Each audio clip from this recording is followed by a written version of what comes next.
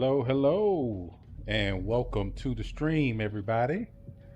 Appreciate you showing up. I'm just getting some things together while we wait until CitizenCon pops off for us.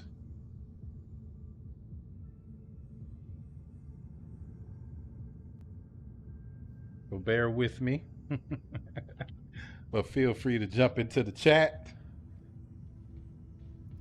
Let's talk about it. Let's talk about what's going on.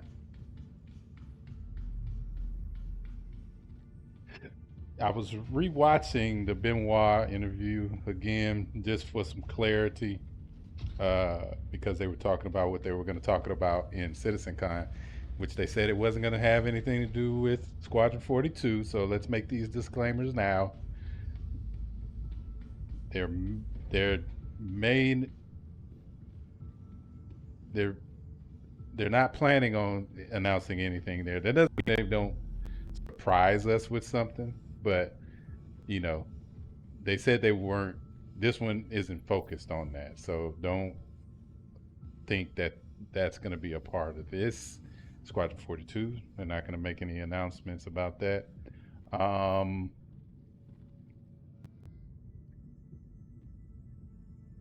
and it's not going to be about 1.0, right? It's not going to be about the release of the game. It's going to be about what they plan on doing in this next upcoming year in the development of Star Citizen, right? Uh, so, what can we gather from just those statements alone? They're not announcing anything new about Squadron 42. Oh, let's watch this because they did a good job.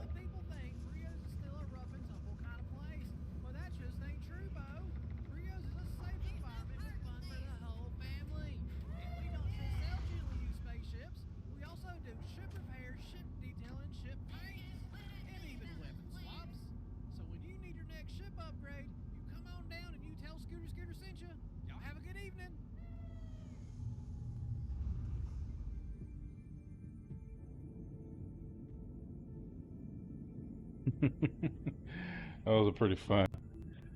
All right, give me a second. I'll be right back. Hold that thought.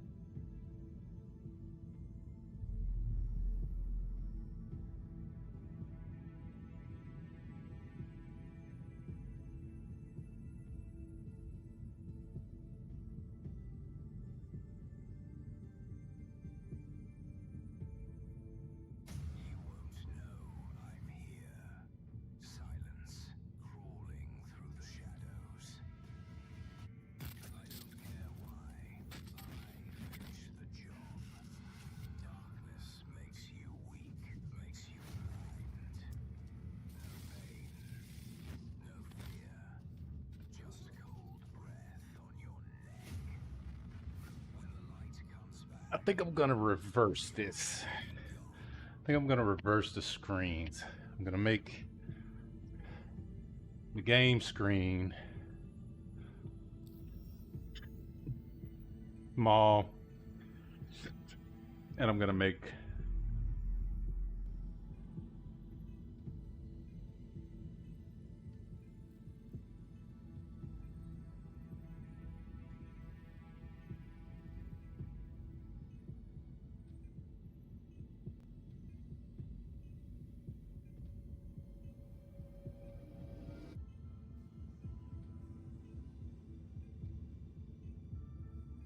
CitizenCon bigger. How's that?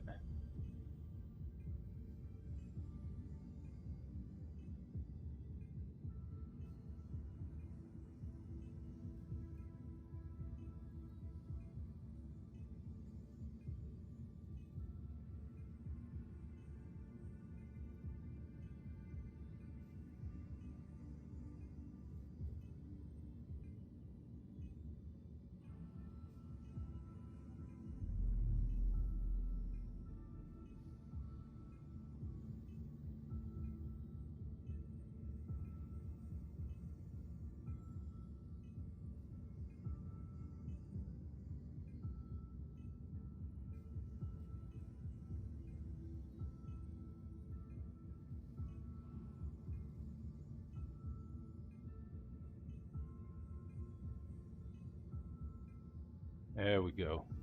How y'all like that? That better for you?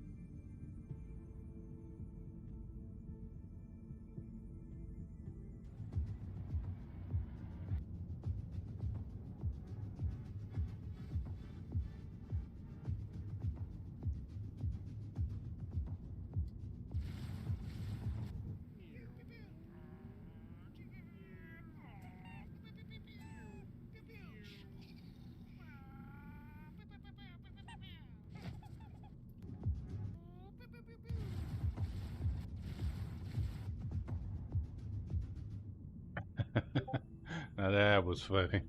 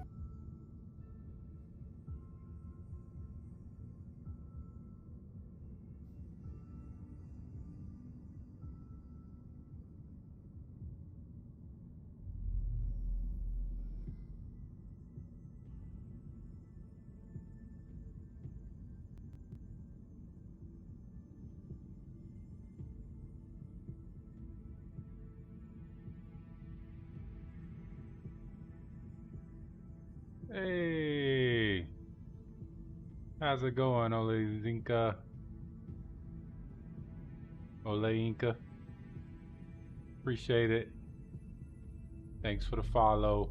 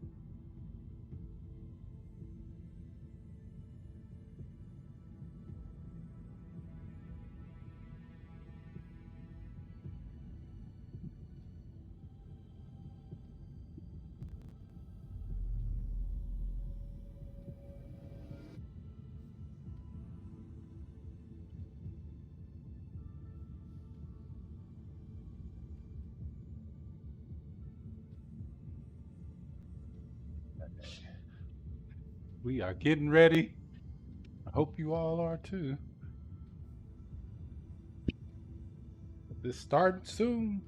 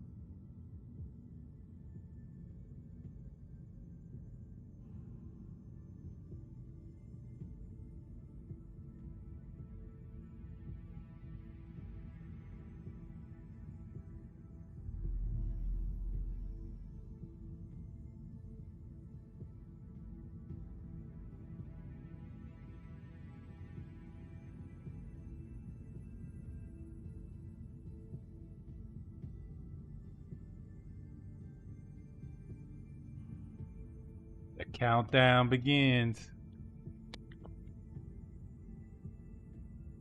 Got your beverages and your snacks ready.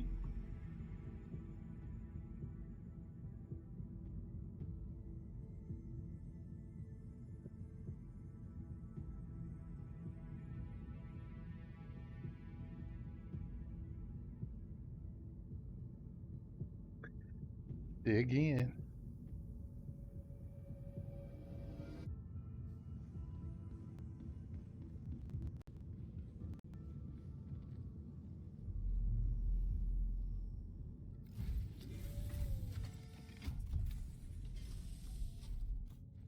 This year has marked a turning point in Star Citizen's history. We have finally moved past the question of whether we can build an architecture, deliver a universe with incredible detail at massive scale, seamlessly and where thousands of people can all play together. Server meshing has been working pretty much flawlessly at scale for the past 9 months. It has brought a more populated and active verse with up to 700 players online and in the same space at once. It's greatly increased server performance and delivered a much more responsive player experience. I couldn't be prouder of the team.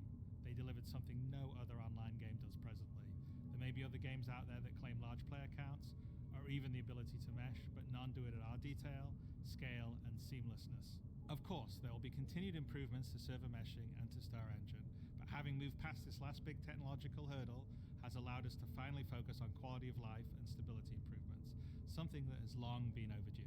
We're about to deliver our 9th patch in 10 months, with content that has brought Star Citizen storytelling into new and exciting directions. We pushed more than 24 features and more than 2,000 bug fixes. And while there is still a long way to go, the game has gotten more stable, performant, and fun as a result. We see this in player metrics. More of you play every day. The daily average users is up 45% from last year, and your play time is up 15%. So more people venture out into the verse and stay there longer than ever before. And through all that, we've told the dual stories of the Frontier Fighters Assault on Pyro and the moral compromises being made to combat the regen crisis. Now, as those stories come to a rest for the time being, it's time to look forward to the next chapter of Star Citizen, where the instability in Pyro and the callous actions of some pave the way to new adventures, new locations, and new threats. Last year, we announced our next Star Citizen would be Nyx, home to the People's Alliance of Levski and bordering the Vandal threat. Today, we're proud to share that your adventures in Nyx begin not next year, but next month, when Star Citizen's third system comes online in Alpha 4.0. Let's Two go! new systems in 1 year. Let's Only go! possible because of the tireless work of our development teams, server meshing accelerating what's possible, the support teams behind the scenes, and most importantly, all of you. Let's We do miss go, that we're baby! not all together under one roof this year, but in many ways, we're more connected than ever. Across the globe, many of you are gathering at watch parties, 9 of them with our developers in attendance, and countless others springing up in communities everywhere, and all happening simultaneously today.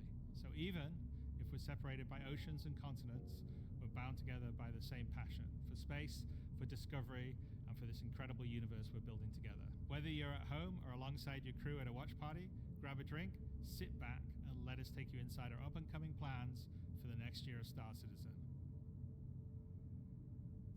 Oh man, that is one of the best things they could have announced for me.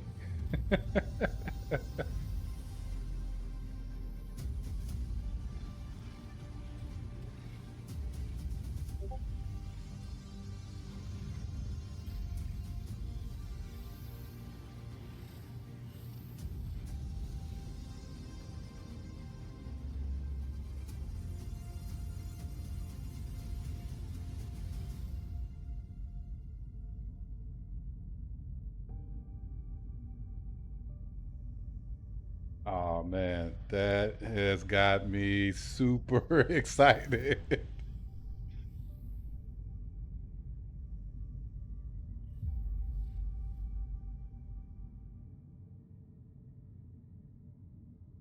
With the foundational technology now in place, the content development of the game is no longer restricted, allowing us to forge ahead with building out our first 5-star systems.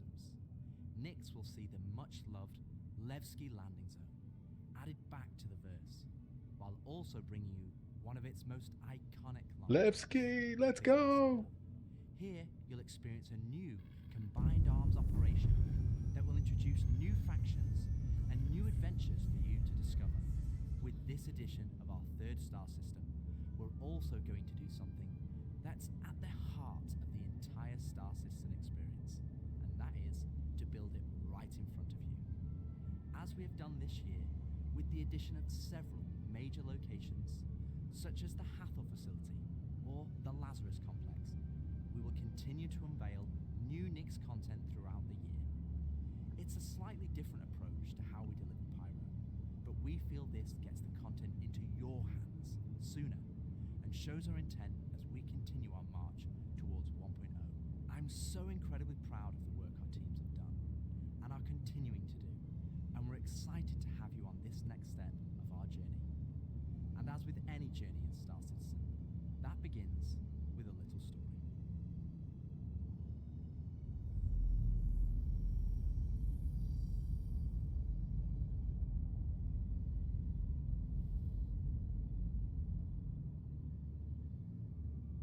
In 2025, we introduced two major storylines spanning multiple patches, creating a living backbone for adventure across the universe.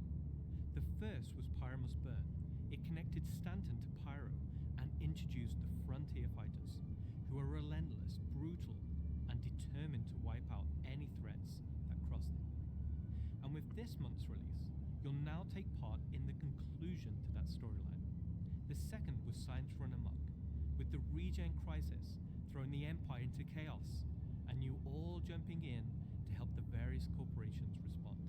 Through that journey, we pulled back the curtain on ASD and its shady practices, uncovering long-forgotten Onyx facilities, and met new characters like Dr. Logan Yorin and Detective Arkham Mella of the Hokro Agency. And just like the Pyro Must Burn storyline carried us into a new system, Science Run Amok is now setting the stage for Nyx, the next step in the larger story we're telling on the road to 1.0. As this new chapter of Star Citizen begins, let's hear from just a few of the team members working to bring this next era of our universe to life.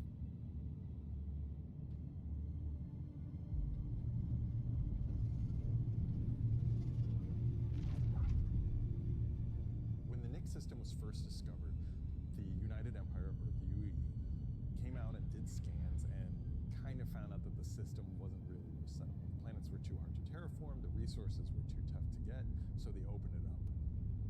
And one company saw an opportunity where the UE didn't, QV Planet Services. And so they expanded into the system and tried to mine as much as they could, making a very slim margin by the sheer quantity of resources they were pulling out.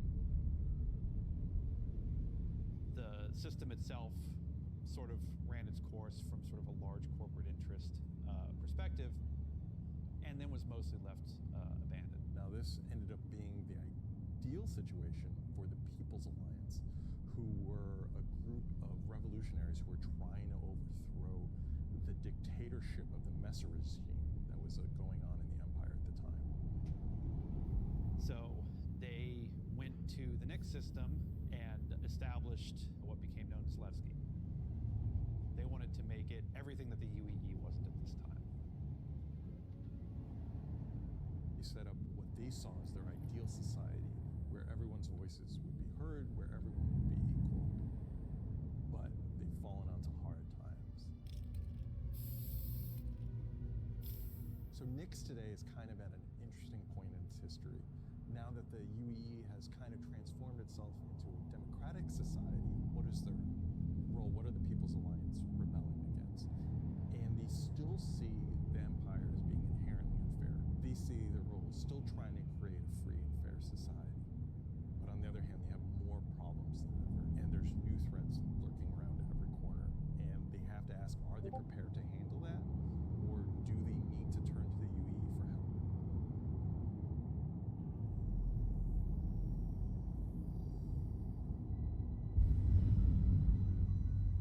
Making a star system is you approach it from kind of two angles in a weird way.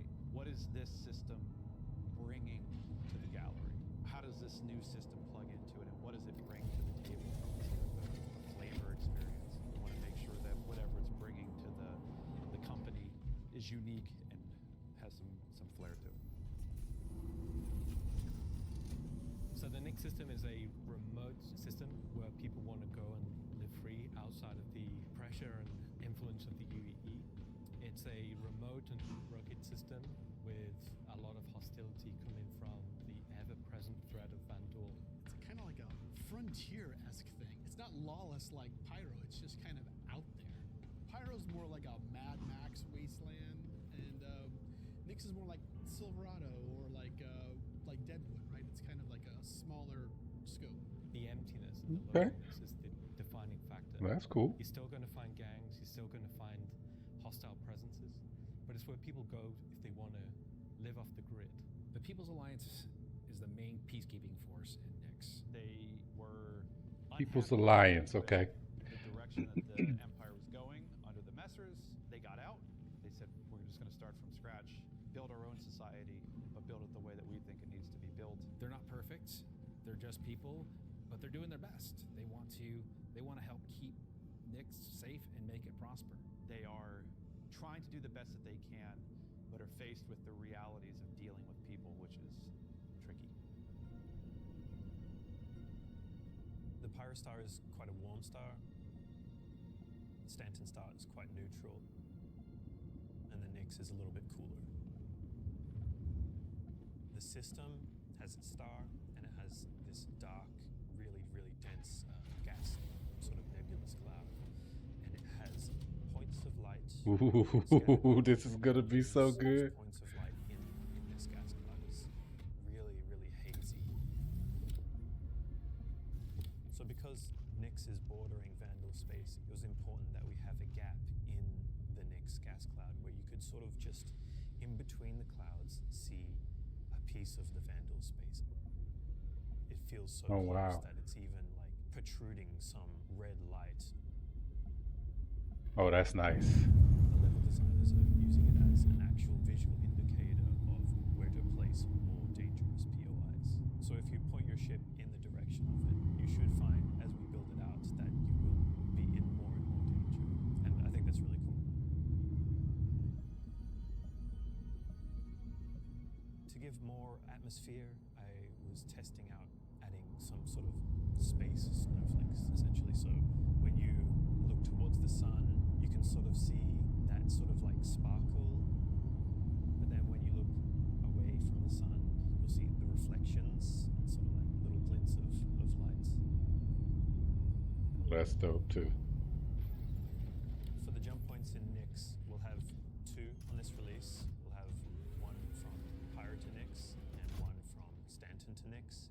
It should be going from Nix to Castra, but we're essentially bypassing Castra temporarily.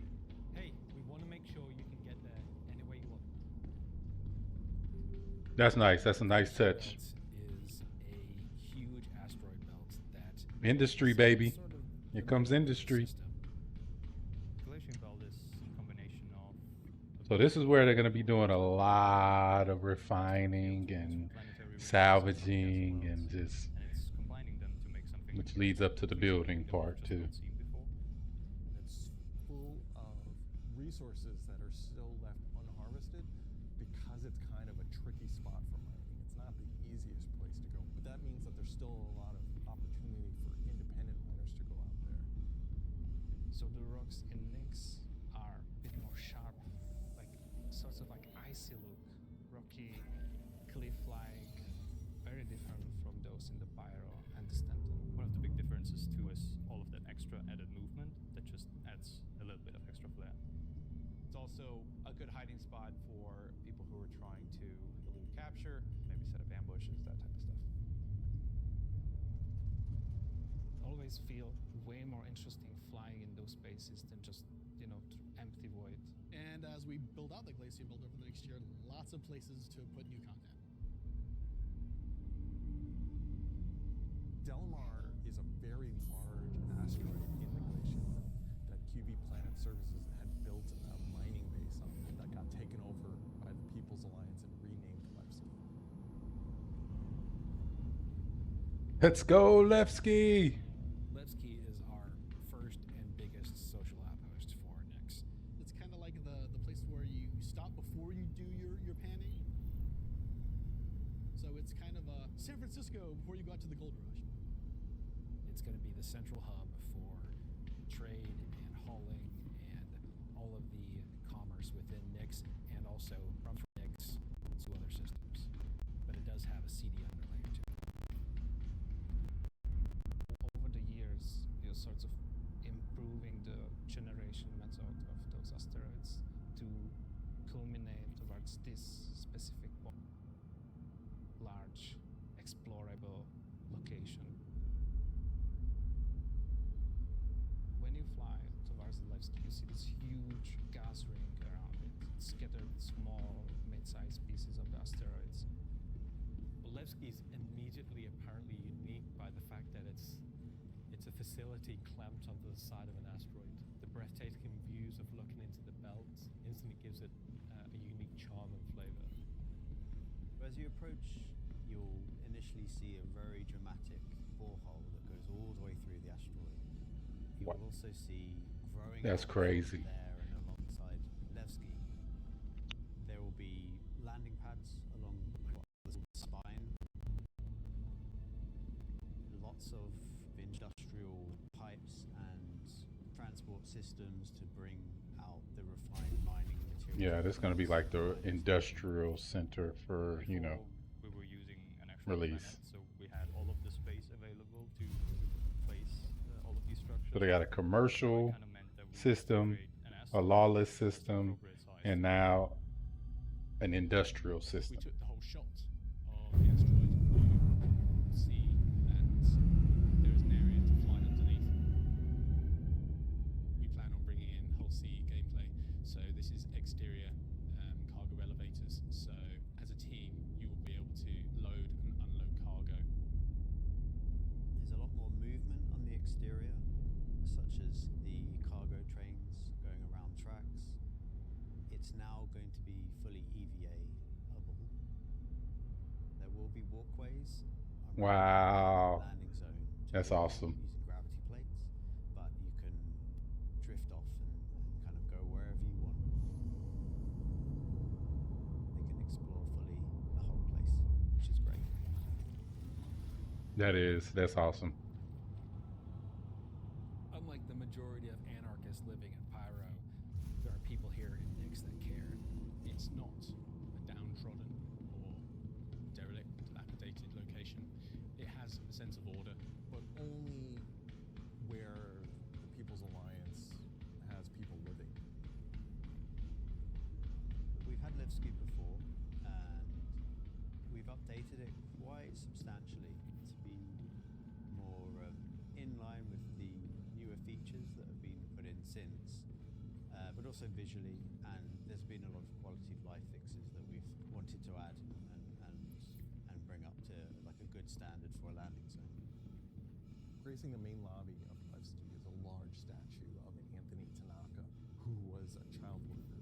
And was being worked to death. All of them were. And Anthony Tanaka just had a break and just said no. And stood up against the foremen, the supervisors, the managers, the guards, and was killed for it. And so he became a sort of a figurehead. And kind of was one of the linchpin moments in seeing the fall of the Messer regime.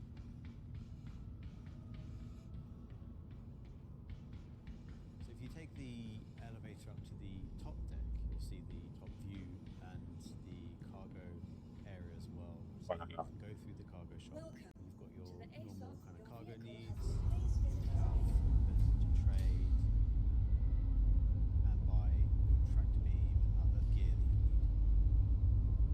So if you were to die in the Nix system, then one of the places you might come out from is the hospital in Levski, which is called the Mercy Hospital. So Mercy Hospital is just basically a local med station for all the residents of Levski, anybody traveling to the system, trying to provide this good medical help for people as they can.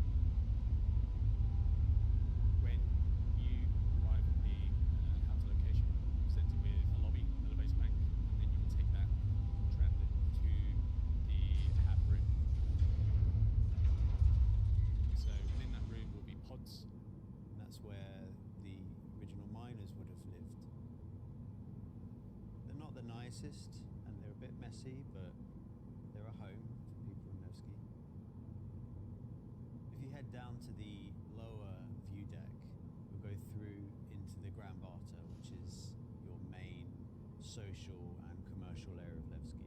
This is where you will see market sellers selling their wares. There will be stalls. There will be kind of more embedded shops.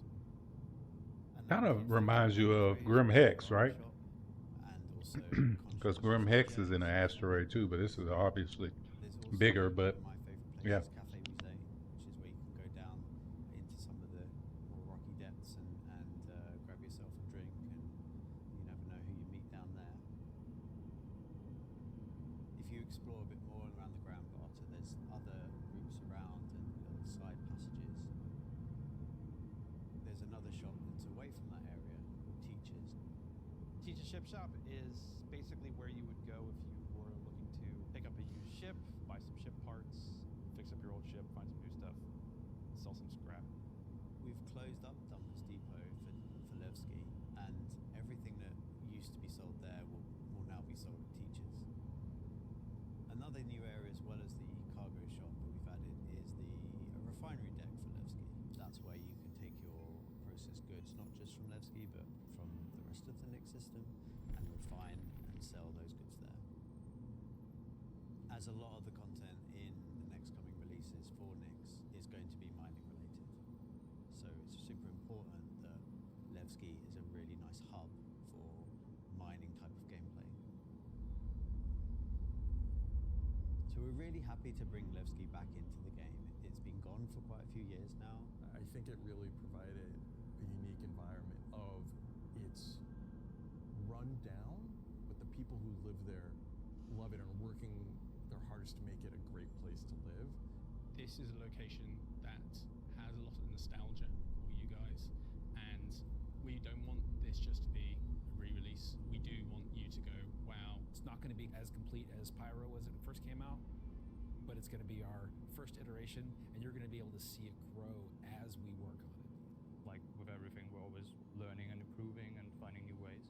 I mean, is there anything more Star Citizen than just building the system while the players watch us build it around them? It's going to add a nice dynamic to Stanton and be a much more calming, style system than Pyro. The people that would have played it before are going to love to see this come back, and the people that haven't seen it before, it's going to be a great new location. This is the first time that I'm going to be able to touch stuff and kind of bring my own content to the game. That's really exciting. Levski coming back into the game is a huge milestone personally for me. So I worked on the original quite some time ago, so seeing it come back and updated and improved and better is fantastic.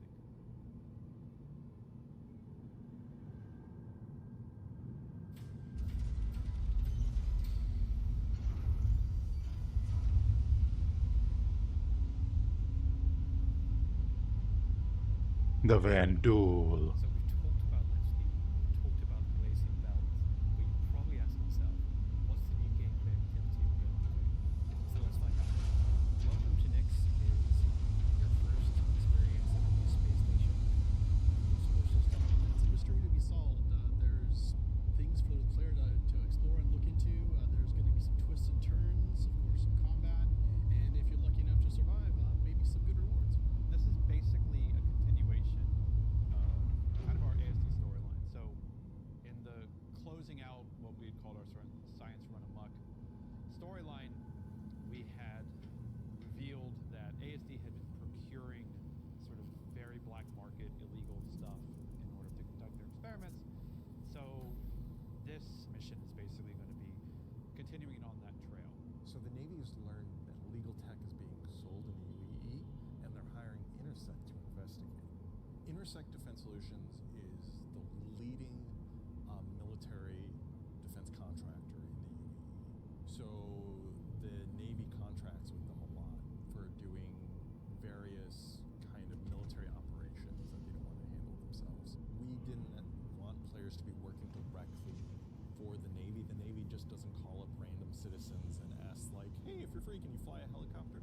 I guess as a player, when you can think about like, oh, where am I going to be doing missions that are capital ship battles or large fleet scale stuff or military operations, that's all going to come from Intersect Defense Solutions.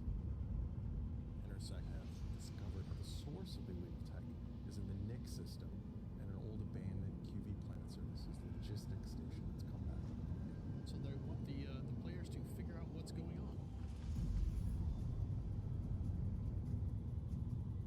come out of quantum and you start your approach vector to the objective, you'll be weaving through asteroids, going through the Glacian belt, and slowly the station will reveal itself. Now this is an old QV logistics station. It's pretty beat up, it's pretty derelict, but there's some points of interest that you'll spot as you go through. So the station itself shares design cues from old PlanAm stations found in Pyro. This architectural design found its way over to the Nix system as the system was being established, but you'll also see some additional design cues that QV's planetary services were adding, so it's a nice transition architectural point. It's fairly skeletal in design. You'll see logistics yards and cargo yards, but also Oh, you know what that means. creating this Player-made stations, baby. There's a Polaris near the main hub. It's not a normal Polaris. It's damaged, it's broken. It's not a standard corporate Polaris. So at this point, you should be asking yourself, who does this belong to? Away from the Polaris, you'll see struts leading to asteroid bases. Now, these asteroid bases are locked, so you don't know exactly what's inside just yet. But all of this comes together to form the playground for the mission to take place. So not only is this facility unabandoned, but it's also under attack from a surprising but familiar foe.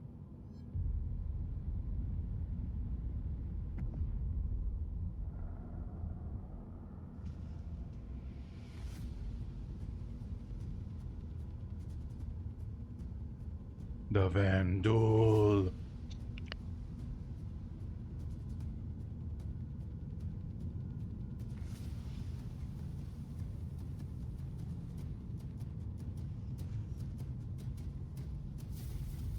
For the first time in the PU, the Vandal.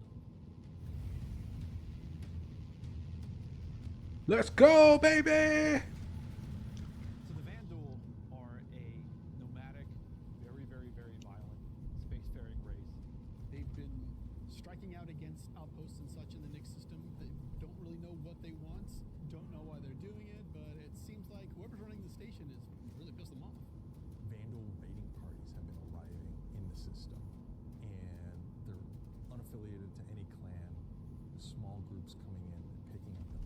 But as time goes on, those raids are getting bigger and more frequent. They'll be the scythes that you're familiar with, glaives and blades that we all know and hate, and a new craft for the PU, the Vandal Stinger. Whoa, Vandal Stinger, okay. Attacked by some civilians on arrival asking you for help. So at this point, you have a choice. You can either bug out, mission over, or join the fight. This will be the first time since the PU launched that you'll be able to fight against Vandal aggressor ships. This fight will be intense. The player should be able to deal with them, but they will have to be prepared and they'll have to come back in to fight off this initial wave, and that won't be the end of it. After you fight off the Vandal ships, the mysterious inhabitants of the station invite you to come on board. To which Intersect sort of will encourage you to do because it'll help further their investigation against what's happening here, why these QB stations have come back online. You dock your ship, you board the station, and it turns out the inhabitants here have a real surprise for you. The player will be immediately ambushed. These guys are not your friends. Of course, it's not going to be easy because the people that are inhabiting the station are going to fight you every step of the way. The fight will be challenging, but this definitely will be the warm-up phase of this mission. This will be the players getting a sense of what exactly is going on there, who these new people are. They'll be in unfamiliar armor, they will be wielding unfamiliar weapons, and we want you to get a sense that you are in a new place, in a new territory, fighting a new faction. Oh yeah, that's good. So after you That's real survive good. this initial ambush, you get back in touch with Intersect, and obviously the question is, who are these people? Why are they attacking? Why are the Vandal attacking them? At this point, there's more going on here than anyone thought. The directive from Intersect is to explore the station and collect as much information as you possibly can. Along the way, you're going to get to explore some new areas. It's not just the space station. There's the disabled capital ship. There's asteroid bases nearby with obvious installations there, other forces explore the locations in any order you want and try to find out who these people are and why the Van Duel are after them. You'll find new clues, you'll find ways to solve the puzzle of what's going on at the space station, and find out what kind of loot they have for you now that you've beat them.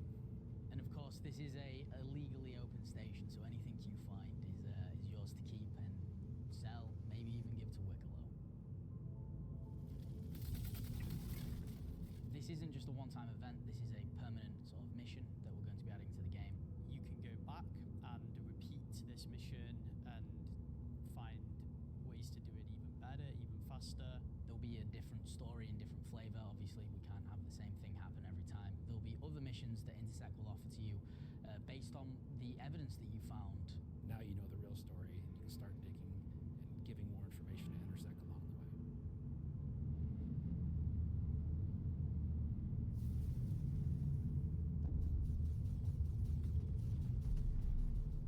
I'm super excited to finally see the Van Duel in the PU. I'm excited to bring cool Van Duel ship combat to SC. Players in the PU will now get to face down these awesome ships and get a taste of like we already have it in Arena Commander, where you get to fight the Vandal Swarm, and being able to do that in the PU is going to be, I think, a heck of a lot of fun. So this I agree. is a great milestone for us for not only pushing hard and adding great content this year, we're also being able to introduce the next star system and introducing the next landscape to tell new stories. So that's for everybody who's been thinking all they've been doing is content. So we'll leave That content also includes the star system. parties, please raise a toast to the great work that all the teams have been doing. Cheers. Cheers to all the great work you guys have been And some doing. of the things coming in 2026. Hello, everyone, and welcome to the Voyager Bar in beautiful scenic Orison, where the staff of Cloud Imperium Games Manchester is gathered for their very own CitizenCon Direct Watch Party. Oh, that's really cool. I like that. Events happening at locations around the world, we've gathered today to watch this sneak peek at just a little of what the next year of Star Citizen has in store for everyone. Oh, that was really good, everybody. I'm Jared Huckabee, your host for the festivities and for the show today, and let me tell you, it's not a joke, it's not a gag. Next week, we're hitting our 9th patch in 10 months, and then in November, we're going to finish out the year strong with the long-awaited arrival of the Nix system. And in case you missed it because you were chatting with friends, hi. It's not the lawless wasteland of Pyro many folks have been speculating, but an independent system with its own set of rules and laws and multiple ways to get there. It's an exciting time for everyone at Cloud Imperium Games Yep, because, I as knew the that. architects of our persistent universe said at the start of the show, the foundational tech that we've been building for so many years has now unlocked us to bring more to Star Citizen than ever before as we continue our journey towards 1.0. Now, before we continue with the show, let's get a few housekeeping tasks out of the way. First, we're simulcast on YouTube and Twitch. So if you want the keen communities of Twitch or the 4K ultra high resolution of YouTube, you have your choice. Second, throughout the broadcast today, we want to see and hear what you have to say along the way, and you can tell us on social media by using hashtag CitizenCon. We're especially interested to see any photos from those watch parties that are happening across the globe. We're going to find some way to bring a few of them into the broadcast later in the program. Third, we've also had a CitizenCon contest going for people to create their very own slice of life in the PU videos, and we played the winning entries during our pre-show countdown. The offerings were super varied. The idea was to work with a team to show the life of a miner or a hauler or a bounty hunter or whatever. But one guy just said, I'm going to make a video about how awesome I am. And I respect that. So shout out Nocturnal Revenant. I don't remember if you were one of the winners getting an L21 Wolf from Kruger for their efforts, but you won the coveted Disco Lando Complete Narcissist Award. Good job. And to all the winners, I'm sure someone will either be in touch with you about your wins or they'll just show up in your accounts. I really don't know how that process works. So, either way, if you missed the pre-show and are curious if you won, you can check the replay after we're done here today. All right. I just realized that my bosses, Chris and Sandy, are sitting in a movie theater watch party in Switzerland right now. A completely captive audience. So real behind the scenes here. This is especially torturous for Chris right now because he's super excited about the next segment we've got coming up. Aren't you, Chris? And you're just sat there right now, forced to watch and listen to anything I say. Do either of you regret that decision so long ago? All right, so I've probably pushed my luck enough. Let's get to the next thing. When Nyx arrives next month, it'll have Levski, the Glacium Belt, and the new Welcome to Nyx operation we just discussed. But throughout 2026, we'll also continue to build the star system out with new features and new technologies that will not only set Nyx apart and give it a unique identity from its sibling star systems, but continue to set Star Citizen apart from other video games altogether. Now at this point, if you're running one of the watch parties, you're gonna wanna crank your speakers up for some brand new music from the Maestro Pedro himself, and let's take a look at some of what the next year has to offer for the Nyx system. Let's go. Let's hear it.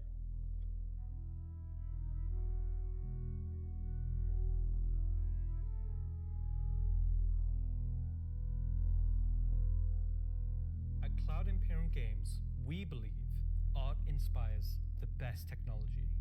And through the development of that technology, it pushes us to create even better art. When Genesis comes to the persistent universe starting next year, it will change how Genesis next year, baby. Let's go. And not just in the building. I knew it.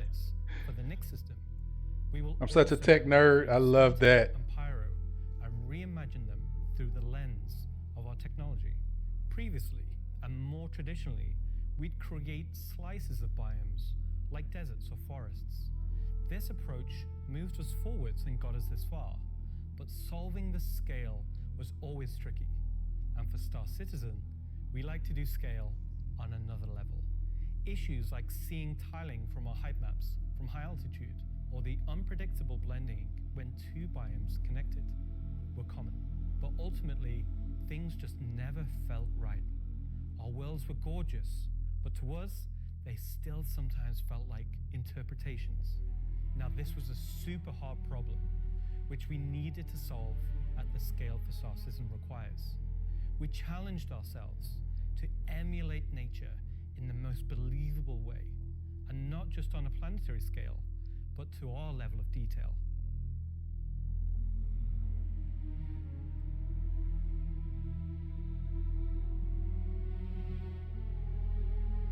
With Genesis, we've made a complete paradigm shift to how we do things. Biomes are now created based on the physical data sets, with the assets being spawned whenever and wherever the correct criteria is found. That's so dope. That is so dope. I love that. It's no longer because an artist painstakingly crafted it there. It's now because it simply wants to be there. It fits inside our rules.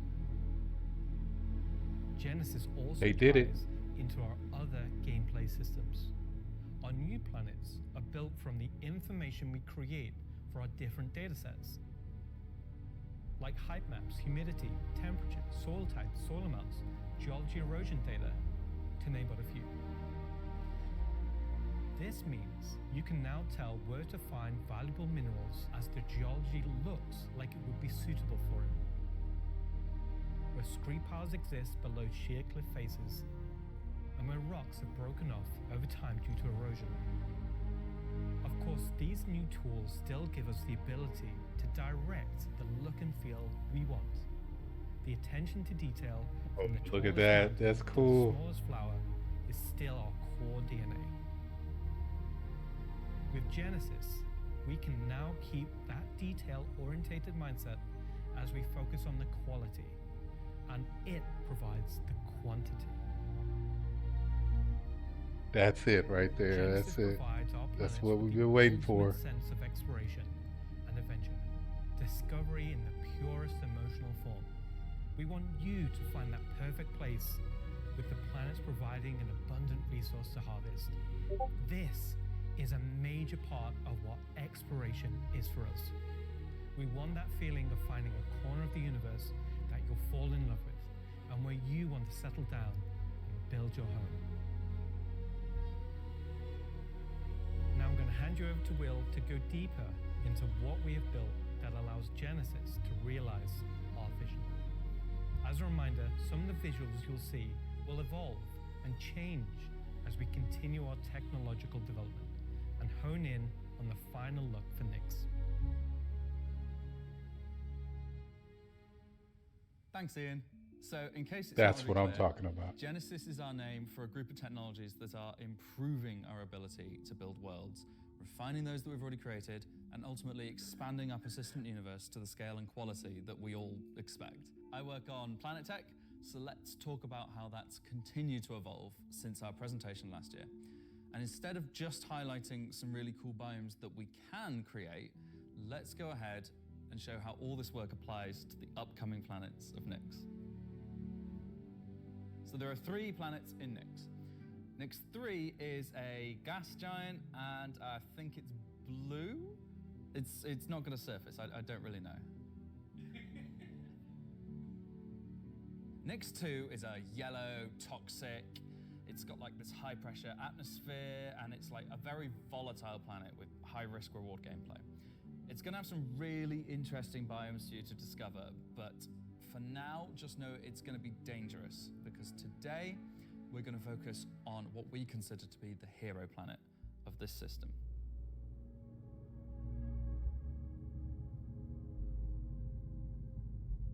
Nyx 1 has got a rugged, remote beauty.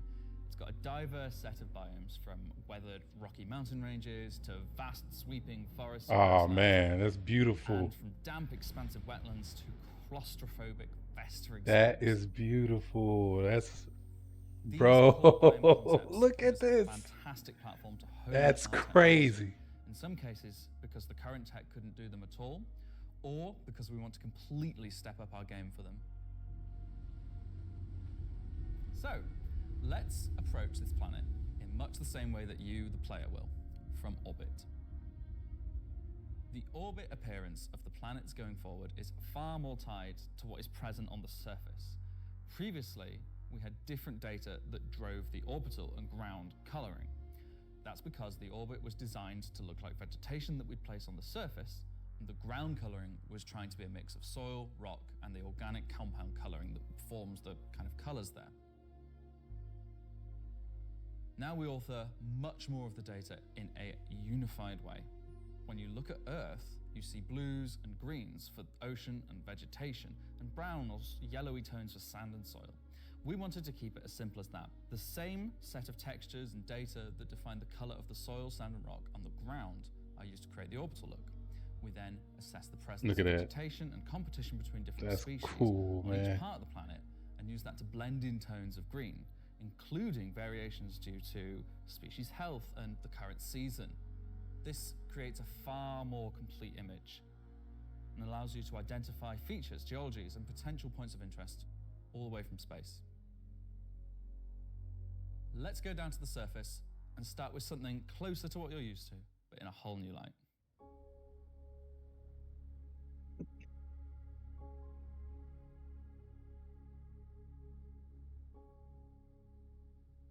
When we approached the surface of the planet, we wanted to start by focusing on just the soil and rock. One of the things that was missing from our terrain previously was simply feature complexity. Looking at our contemporaries, we lacked detail at the ground scale. To combat this, we've added a new layer of data. That layer is called the medium tiles. These are intelligently placed on top of the existing 4-kilometer terrain tiles based on slope, soil type, and other erosion data. And these medium tiles don't just create height changes, they also bring in local erosion data both for soil and bedrock size values. And this gives us a whole new level of terrain detail, of scale, and allows us to create far more unique locations across the planet. So now that we've nailed the surface, let's have a look at adding some rocks. We've now got 2 major contributors to the rock content of our planets. Firstly, long desired feature, cliffs. We are adding large scale, very detailed to all our cliffs based on the geology at a given location. This adds an exciting new dimension to steep slopes that we simply couldn't get before. The second is a big one for you ground vehicle enthusiasts. Rocks are now found not scattered everywhere, like spilt popcorn at the cinema, but only in places you'd expect to find them, thanks to a brand new rock scattering algorithm that isn't annoying as hell. Using physical data generated for each large and medium tile, now rock distribution makes sense and has a physical basis. So if you're still crashing into them after this comes out, that's on you. The rock assets themselves have had a blow up too. We now create rock sets related to a particular geology that look like they originated from the same source. And this ties into how we'll be distributing minables in much more interesting ways too.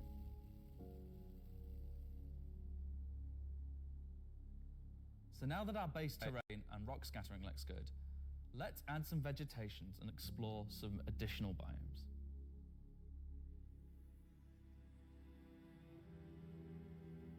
Nyx 1's forests and grasslands are full of trees, various grass species, rock formations, and they're found in all sorts of elevations like mountain valleys, open plains, and dense meadows. And when we start to add a bit of fresh water, they begin transitioning into more wetland-type biomes. And while forests are super cool, let's focus on the grasslands and wetlands today. So, how are we making these look so great? Obviously, we've had grass before, but never meadows of it. Because until now, we haven't been able to spawn grass in large enough quantities or effectively represented at distance. So we're stepping up our game in terms of spawning, shaping, and shading grass. That's cool. With Genesis, we now leverage GPU spawning to create vast quantities of assets across all biomes, whether it be dense meadows or more complex collections of ground cover like you can see in these wetlands. We are also able to fit our grass tiles to the ground by conforming them to the unique terrain underneath. Now we can finally cover complex terrain shapes with grass and ground cover assets, and as a result they are now gravity aligned, meaning each blade is oriented as you'd expect and not sticking out like before.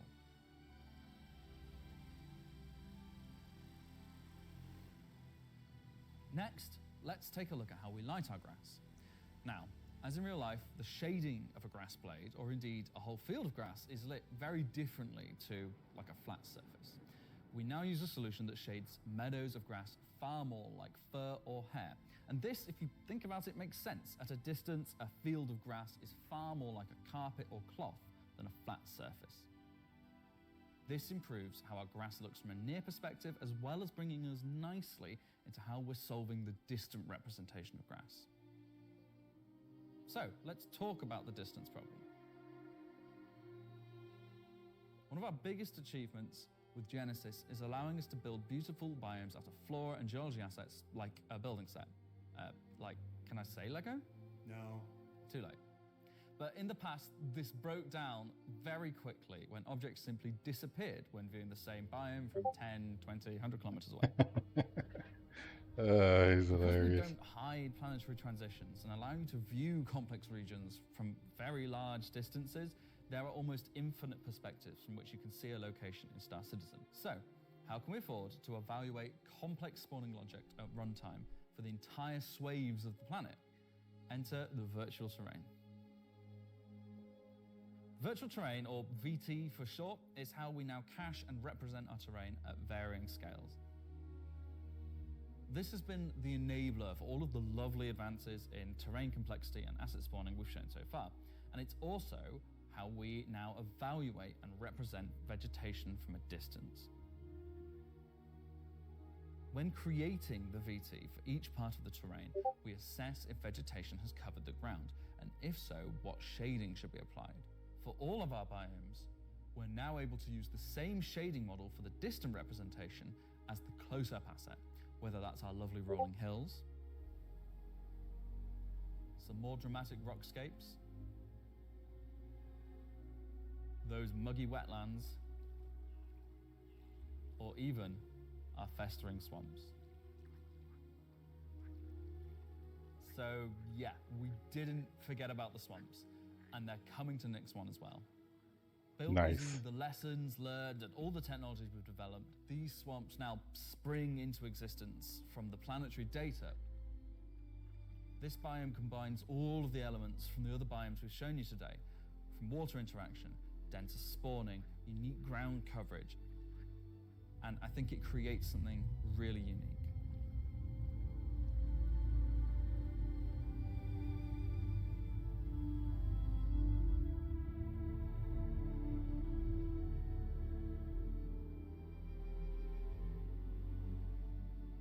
Anyway, that's our update on the Planet Tech portion of Genesis and how we're using it right now to sculpt the identity of Nyx 1.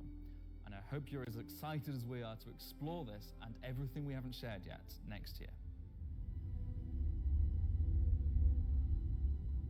As you can see, Genesis is now inspiring everyone here to create planets of the quality and believability we've always strived for. A meeting of technology and art that I truly believe will set our worlds apart from anything we've done before. And with that said, let's move on to a little travel between systems, literally.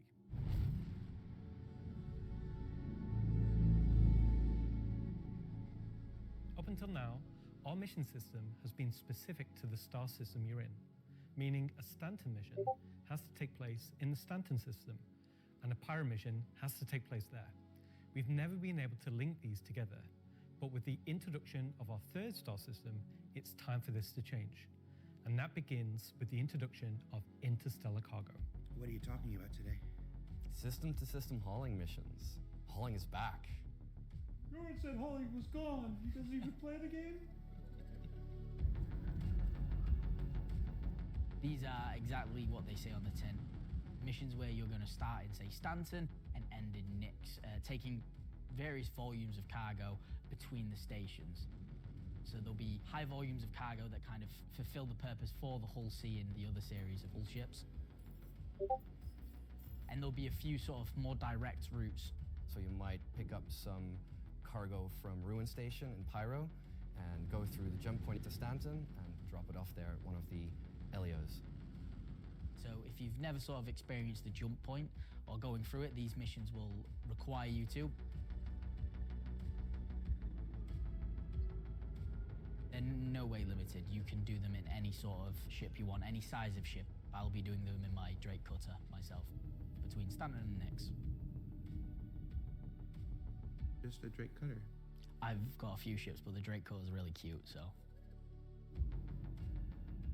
One thing that we're looking to add with these interstellar missions is scripted combat encounters where you can be attacked by NPC ships.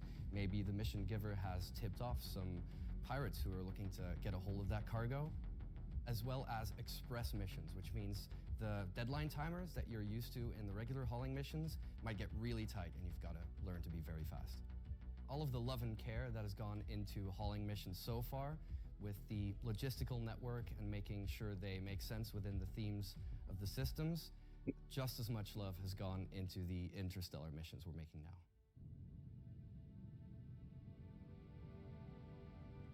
At the start of the show, we said we was going to build out the Nyx system right in front of you after 4.4 launches next month, and why we want to keep as much of what we're doing behind closed doors so you can discover it for yourself, in-game and on your own. We still are excited to share with you a brief look at one of our up-and-coming locations we're calling Rockcracker.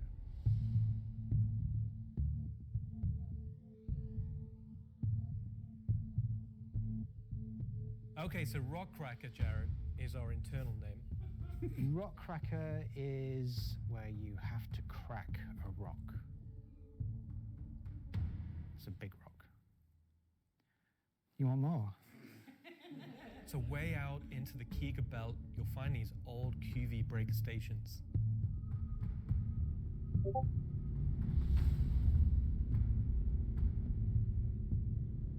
These were originally industrial facilities breaking apart large asteroids and mining them down. But since they've been mothballed and been left abandoned. So you're going to have to find your way inside and thinking about how do we bring this facility back to life. It's it's not just about flipping a switch. As you bring these stations back to life, you'll be lighting the beacon and calling attention to these long-forgotten places. That's cool.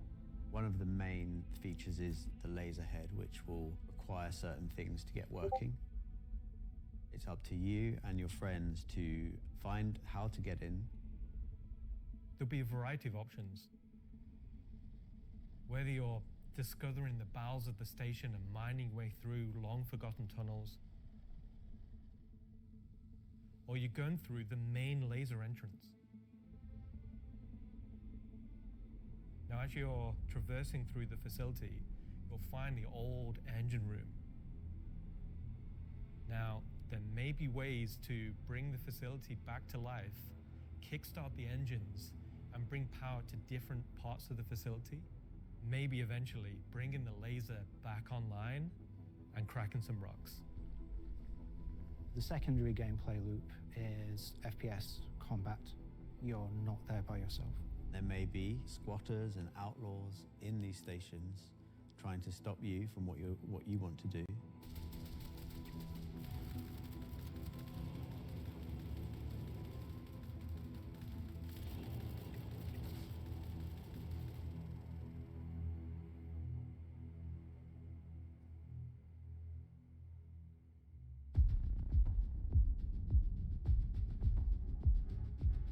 So you've found these old facilities, you've brought them back to life. You've systematically brought power to various functions of the facility. You've activated the laser. You've fired the laser. You've broken apart the rock. And then you'll be able to fly your ship inside and see what's there. So you fly a ship into an asteroid? Yeah. You just get into your ship and fly in and start searching around and trying to find the pieces that you want to mine.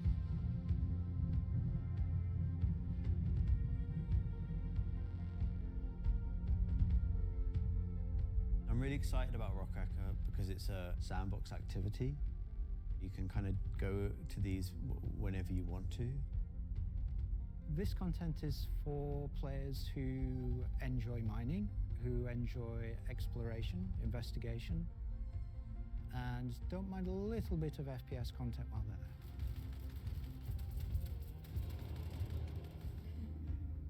there. It will be very new experience compared to any other asteroids, because this one, kind of like Alan and mine, will crack open and show its secret. And one presumes you can make a decent amount of scratch on an asteroid that's big enough you fly your spaceship into it. It wouldn't be worth doing if you couldn't make a good amount of coin. Yeah. Making promises for the econ team. Yeah. They've got to balance it. It's for people who want a lot of minerals. When crafting comes in, when all the other mechanics and features that we want in the game for 1.0 come in, it will be a place where like an organization or a group of like 5-6 people could come and just get a monumental amount of minerals. Nice. You hear that, cowboy? So that's a look at some of what's coming over the next 12 months. In addition to what we've shown, there'll be new mission packs tailored to the People's Alliance and their struggles. There'll be events that invest you into the evolving storyline of all 3 systems we'll have in the game. And of course, when we begin populating these with new planets, there'll be a whole host of ground-based POIs, settlements, and structures inhabited by those trying to make their way in the verse. And all of this in service of building star systems that complement the massive corporate yard of Stanton, the lawless ganking of Pyro, and now the new frontier of discovery for the Nyx system. Should I say ganking? You already did.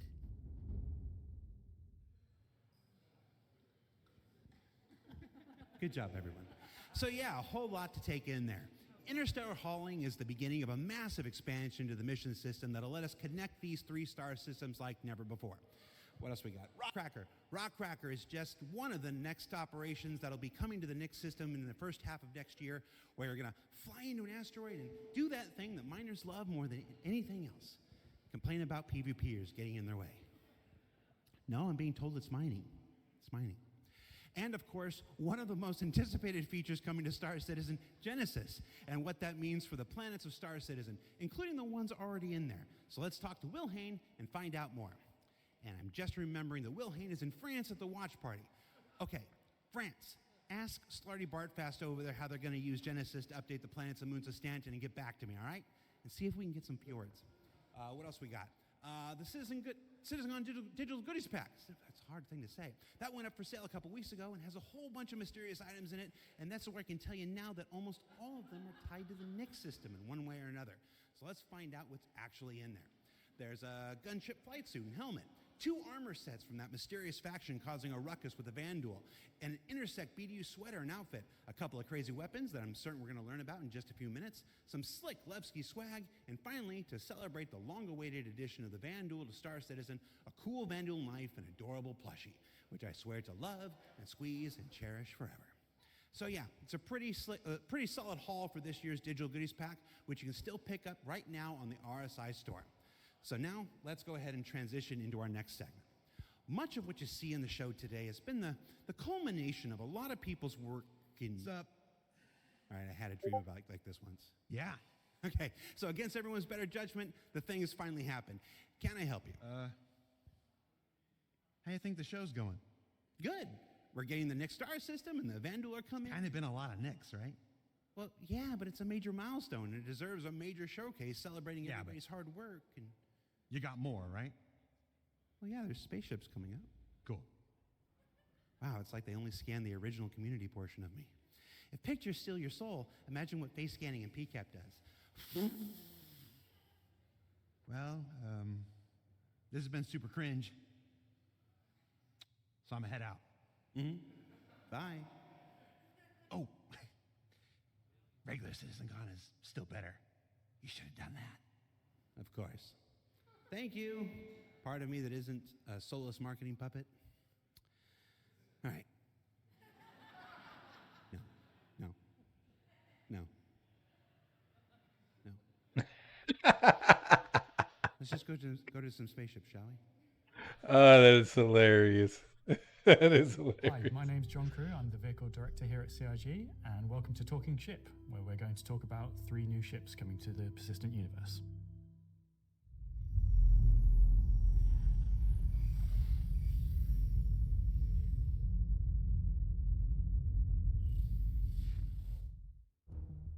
The last year has been pretty hectic in terms of vehicle deliveries. I think we've delivered the most we've ever done in a 12-month period, and we've covered all the way from tiny little snubs all the way up to capital ships. We've kind of filled out a few little gaps. We've introduced some new ships by some old manufacturers. You had the Polaris come out, and obviously people have enjoyed playing with that. We snuck the Idris in without none of you expecting it for a while, and it's been a busy year. It's nice to start revisit some of the older catalogue and some of the bigger ships again. I think my favourite ship from the last year is a tie between the Wolf and the Golem. Favourite ship in the last year? Probably the Wolf. I feel like it's the obvious one. I'm trying to think of something else, but I really like the Wolf. Everyone's mentioning the Wolf. The Wolf's everyone's favourite. The Wolf, obviously, a return of Kruger, a completely new aesthetic to the game. The Wolf was, it was kind of everything we set it out to be, and it revived an old manufacturer. We've not seen anything from a while, so yeah, I'm going to say the Wolf.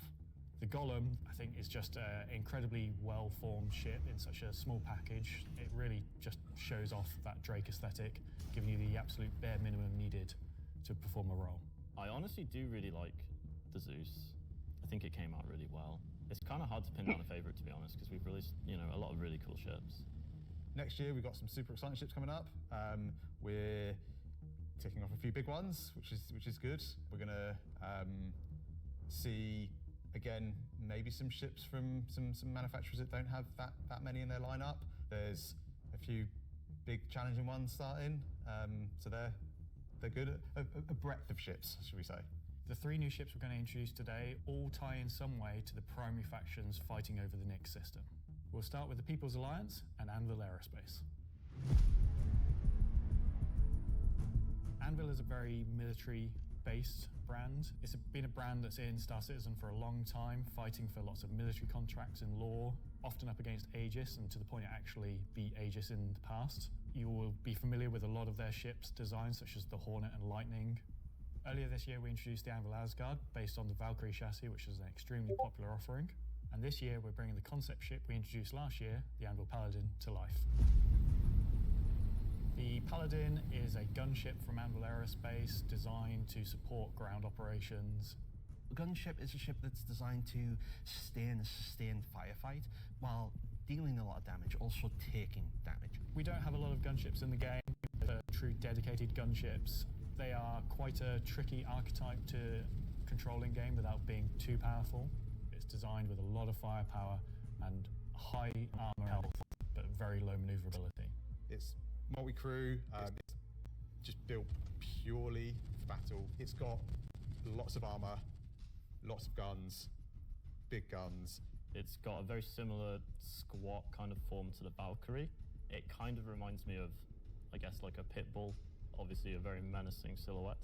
It looks quite forward-weighted in its stance. It feels like it's coming towards you even when it's just sat still, and I think that's something that helps with it feeling intimidating. If we swing round, following the ship round clockwise, what you'll then see is the first of the side turrets. If you notice the canopy, you'll see that there's a fairly thick space between where the glass is and the hull exterior. That's because it has deployable armor, which can come out and give you a little bit more cover while you're actually attacking the target head on. It's got these really nice kind of dual connected wings with the turrets out on the sides, just to try and give as much kind of range for those turrets as we can get. Which is controlled by one of the two remote stations underneath the bridge. If we come around to the rear, you'll see a rail. Now that rail mounts the main turret of the ship, which is controlled by the co-pilot. So you've got full 360 coverage underneath, full 360 coverage on top with it, and then the side turrets also have 360 coverage that way around and 180 out sideways. So really you have, between the turrets, pretty much 360 coverage in all directions. One of the unique things about the Paladin is all the turrets are remote and all the crew are located in this one central two-story room. A lot of our other gunships, the crew gets scattered across the ship, but with the Paladin, you're all sat together with a nice, cool experience, so you can really feel like you're playing as a group. You've got the pilot, co-pilot up top, and you've got the gunners underneath, and I think that helps with the intention of what the ship does, because you've got this really nice kind of like gunner viewpoint down, kind of giving this lower coverage. We added a glass floor just to keep the two connected. I think that really helps with the feeling that you're all working together and communicating. That said, if you don't have the ability to fully crew a Paladin, you can still fly it and engage in combat solo. Obviously not as good as if you have a full crew, but you can't always guarantee your friends are going to be online. As a solo ship, it's pretty capable of doing a variety of missions within Star Citizen. So if you want to run this ship solo, you can take on combat missions that, say, other heavy fighters like Scorpius or other ships such as the Drake Cutlass could do. Coming aboard the Paladin, you enter into this sort of armory ready room area. You have a variety of suit lockers and weapon racks in this room. Everything's very militaristic, stripped back, simple. It's a very functional space, but you'll find everything you need in there. One of the improvements from the original concept is we've added a small dedicated cargo bay area, allowing you to store actual SCU crates. Forward of that is the route to the lower gunners, and then upstairs you have the bridge area, and then off that central area you have the dual living quarters, one on the left, one on the right, and then at the rear you have the main sort of engineering area where the majority of the components are. Also within the upper traversal area you also have a little breakout area with seating, food machine, toilets, etc. I think it's a very cool looking ship. I think we did a really nice job of taking what was there in the concept and adding an extra level of detail and trying to kind of push things forward. I think it hits the nail in terms of a really solid military ship. It's really complementary to some of the other ships in the Anvil lineup, so something like the Valkyrie where you've got this big dropship. You know, the Paladin's there just to make sure it's safe, make sure no one messes with you, and just basically scare people away. The thing I like most, I think, about the Paladin is that it's very clearly got a crew of 4, and they all kind of work and operate under the same conditions. You know, the pilot, co-pilot, and the 2 gunners, they're basically all equal on the ship. There's 1 toilet, everyone's got the same style of bunk. When they're at work, everyone's at the front of the ship together. It's really odd to me that you call that, you like that there's 1 toilet for 4 people. Well, you know, it's you all work together. You're all equal at work. You're The toilet seat never gets cold. Toilet seat never gets cold. Yeah. So that's the Anvil Paladin. Whilst originally a military-built craft, it's the perfect ship for folks on the frontier trying to defend against threats. And talking of threats, let's move to our next ship, a replica from Hesperia. Hesperia are a high-end manufacturer. They specialize in recreating exotic and particularly alien spacecraft. Effectively what they're doing is they're remanufacturing them, making them a little bit more suitable for kind of human flight. And the latest offering from Hesperia is the Vandal Stinger. The Vandal are big, scary space aliens. They're like 7-foot-tall, evil war race that sort of take over, steal technology, absorb it, fuse it all together into their own needs. They are the relatively nasty aliens that you sometimes hear about and haven't seen much of yet. They also make really cool spaceships. The Stinger as a Vandal heavy fighter was reserved for their higher tier sort of ace pilots or high-ranking members within their clans. The Stinger is a competitor to something like the FA or I guess the Scorpius. It packs a lot of firepower in quite a large frame, so it's a very, very tanky spacecraft. The firepower is almost unrivaled in terms of just both the number and the size of them. So it's there for players who don't want agility. They don't want to be in and out quickly. They want to be there brawling with big guns and taking all the hits. One thing Hesperia have done differently with the Stinger is they have done away with the majority of the bespoke weapons. They heard everyone's complaints about the glaive and blade and have stripped off the original Vandal weapons to allow customization for standard human weapons. With the exception of the single size 5 gun. Because it was too well integrated into the whole, even for Hesperia to remove. All the additional weapons are generic mounts, so they can be swapped with any of the existing lineup that we have in the game. By doing this, it provides greater flexibility to the end user, and this is something Hesperia wanted for the civilian market. For that one bespoke weapon, the size 5 plasma cannon, functionally it is the same as the existing size 5 plasma cannons on the Scythe and Glaive, but it is a sort of Gen 2 model and wraps it in a different aesthetic compared to those models. You'll see they're very much older Vandal styling. This is much newer Vandal styling, but underneath it is the same weapon that people have used for years. Our job as the vehicle art team on the PU was to take the Stinger from the squadron team and prepare it for life in the PU. We took an opportunity to take, you know, this really well-established art style and, you know, add extra details where needed. So the exterior is a real blend of these kind of hard surface, kind of rare alloyed kind of wings, and then underneath this real kind of organic structure that kind of webs all of the ship together. You know, it connects the thrusters in, it connects all the kind of underside of the vehicle and pulls the whole ship together. You can tell it's very different from the Vandal ships that are currently in the PU. If you take, for example, the way the cockpits are constructed. Up at the front, we've got this big kind of bubble dome that gives the cockpit quite a unique shape compared to some of our other ships, and also gives the pilot a unique position within the ship and kind of gives great visibility out the front. Boarding the Stinger is a little unusual compared to other ships, obviously being alien in nature. You're going through a ramp at the rear, and it leads you kind of straight up into the belly of the ship. There's, you know, lots of organic detail, rib cages, kind of strange alien forms. On entry of the cockpit, the seat kind of comes down towards you, and you kind of climb over the back of it a bit like a motorbike. You're basically riding into the cockpit. It feels very much like you're being like carried inside the cockpit. Into the traditional prone flying pose that Vandal pilots use. I'm very happy with the Stinger. I think the team done a really good job of making something that feels different, it feels alien, but it suits our lineup of ships and it suits our universe. I think the guys did a really good job of respecting the, you know, the direction and vision from the original Stinger and Vandal ships in Squadron. We've tried to take a lot of inspiration from movies and other science fiction material, but I think it sits well within the Star Citizen universe. Blowing up. So we have the Paladin for the People's Alliance. We have the Stinger for people that really like Van Duel and want to try and pretend to be them. But what about the other mysterious faction we have right now? Oh, server error, no wonder. Okay, I was like, what? So Gray Chowdhury got his start as he was working at a cargo center out in Odin.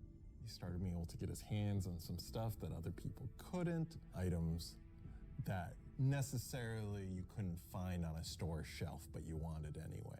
I think Gray is interested in, happy customers. Gray just sees themselves as a conduit to get these things in the hands of people who would appreciate them. And I think that his latest offering is really going to turn some heads.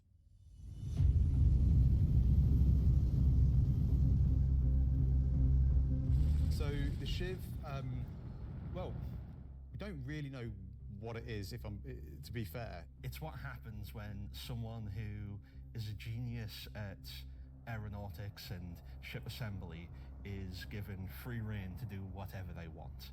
It's the best of whatever they can find lying around, put together to make something truly unique, wonderful, arguably beautiful, and just released out into the universe to see what happens.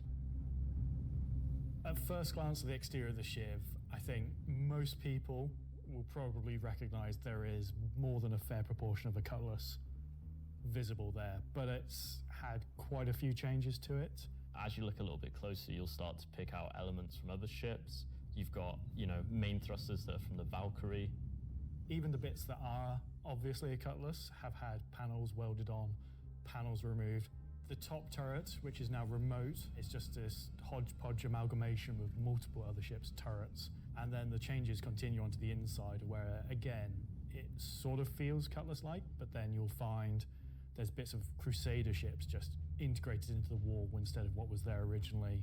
It has lost its side entrance, some of its cargo capacity, but what it's gained is it's gained visually more powerful thrusters. It's gained a really kind of nice set of belly thrusters. It's upped its firepower. As ever with the refined work from Gray's Market, you can see that great care was taken to the health and safety to ensure that there's no trickles anywhere. There's loose cables, panels are exposed. Still if you look carefully, you'll notice there are tools laying around in the cockpit. It's gained a toilet. They're not getting away. Bucket. Yeah, it's one for doing stuff, and then you need a second one to wash your hands. It's not an animal. It has very much taken that ethos of Drake and moved it lateral, which I think is quite an achievement. Just look at this thing. How do you even begin to describe the madness that created this? It's the Shiv.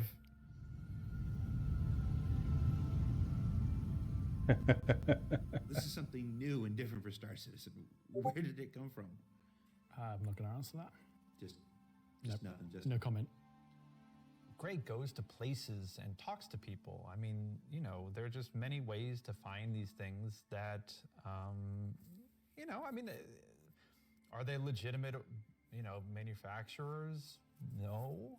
Are they operating on the right side of the law? Maybe not, but, money's money. Does Gray have a motto, an ethos to live by? It probably comes down to, don't ask where I got it. Don't ask how we got it. Don't worry about it. Just ask if you want it. I think the Shiv is for someone that is looking for something a bit different, a bit away from the norm, that just wants something that's unique. Do a restock. It's definitely for people who like a rustic aesthetic. It's a fun ship, but it's also really strong, to be honest, and it's absolutely a statement. I'm happy with the 3 ship offerings. They are obviously very combat heavy. There's something we wouldn't normally release all at once, but honestly, all of them are a different statement and they're all cool. As always, super excited to release these ships into the game and just see how players react and play with them. It's always fun to see the quirks and the shenanigans that people get up Finally to. got a. So Well, that's not a Drake, but I guess it kind of looks like a Drake.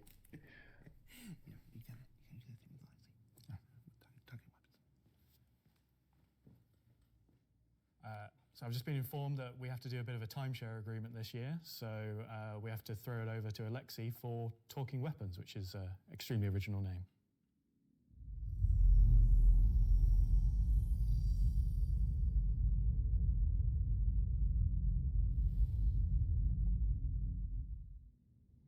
I'm talking about the new edition that come out in October. The non-weapons are essentially the weapons that does not have a manufacturer, the weapons that you can think of that were made by space pirates. Gray sells whatever he can sell. Sometimes he gets his hands on some weapons that come from unknown origins. He will sell things that no company in their right mind would ever make. These are the most kind of like scrappy and taped together and the most kind of like pyro-ish weapons that you can think of. Right now we're releasing 3 new weapons. Rocket launcher, the LMG, and the long-awaited Space AK. Right. I think this is the one that not only is the most in demand, but I've been politely badgered about the most. It's a fun rifle that basically fires energy and ballistic in sequence. So your first shot will be your ballistic, your second shot will be the energy. You'll see on the top of the art, there is a bolt that cycles the rounds, and that goes off with the ballistic shot, but it does not go off with the energy shot. And that is just like a really fun way of making a weapon work in kind of like a scrappy, glued together kind of aesthetic. The LMG, this thing is a really fun, slow-firing, hard-hitting beast. It will bring the 50 cal, and the only other weapons that have this right now in the verse are the Bearing sniper rifle and the Coda. Honestly, if you even get hit by one, you just instant tier 1 injury, back to medical. Instant tier 1 injury. Are you even trying anymore? You know what? We made all these really complicated, fancy guns, and some people just want, I want a slow firing rifle. Give me a scrap together box that fires the biggest thing you can possibly find. We don't have a rocket launcher of this caliber. It will be 3 grenades straight together that you pull into the tube and fire towards your enemies. The cool part about it will have an arming distance, so you will not be able to just point it towards an enemy. It's also going to have a lot of spread. So essentially, you're going to have to get very close with your launcher to be able to blow up ships with a single payload in it. You can't actually aim with the apparatus because you've got the tube on your shoulder and you try to aim it, you'd have to physically put the tube in your head. So we were like, oh, we can't have an aim apparatus for this. And then we realized like, it's in the spirit of being a tube that you can't use the aiming apparatus, and you just kind of like, all right, I think that's the middle of the screen, I'm gonna hit it. It's in the spirit of being a tube.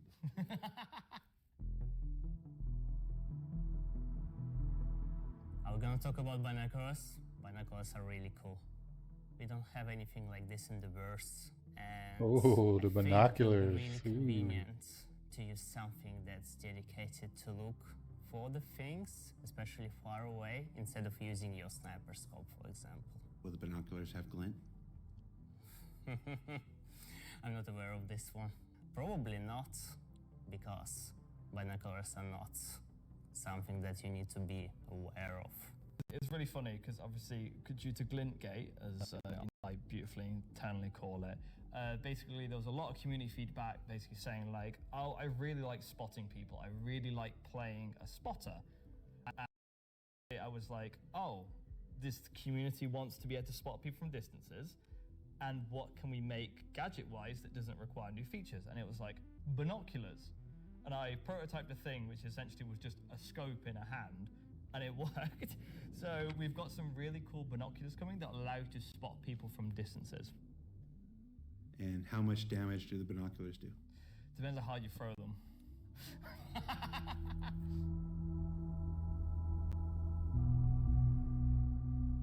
Thanks, Alexei and Zach. That's the end of this segment for this year. So that's talking ship and weapons, unless anyone else is going to come and tell me something else. It's been an exciting year, and I think the next year of ships is going to be even more exciting and expansive than this year. Nice.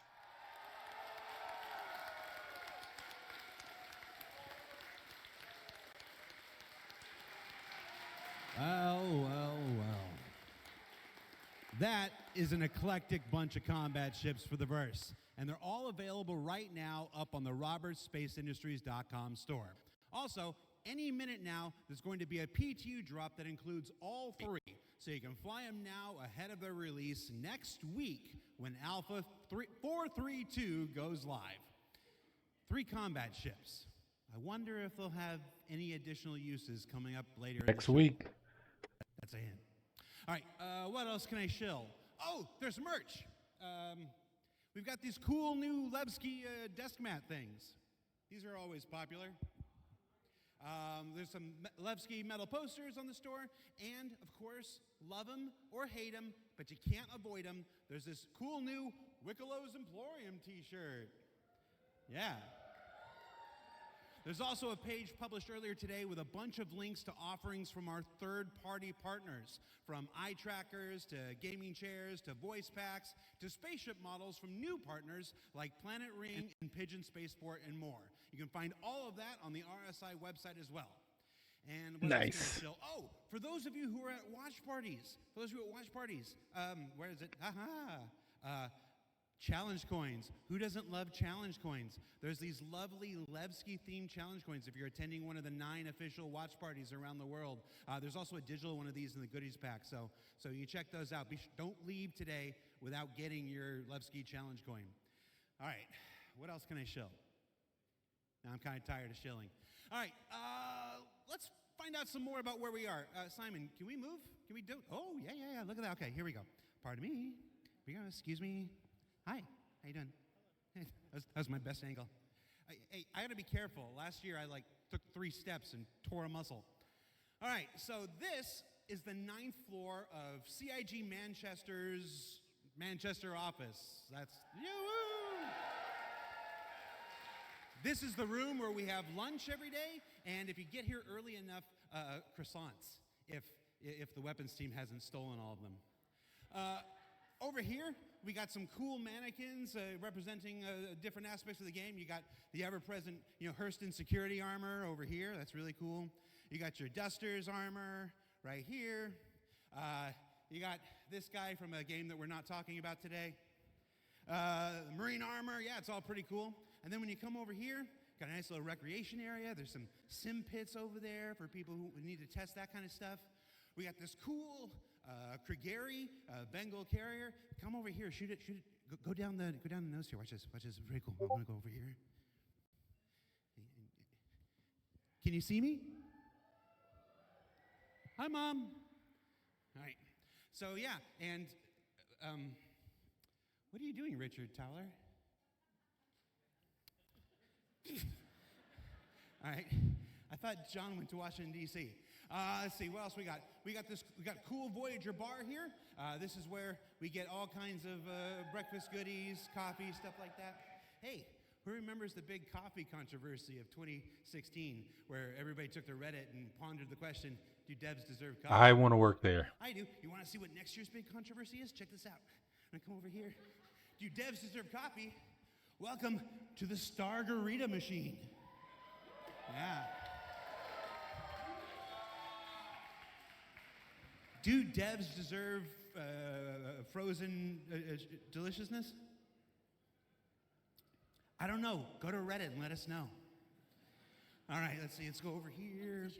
Competition winners. Competition winners. We have the list of competition winners. Can we put that on the screen? Yeah, sorry, competition winners. Remember the competition for the CitizenCon winners? The people made the videos, and we gave them a Kruger L21 Wolf. We actually have the names. They're behind me. Look.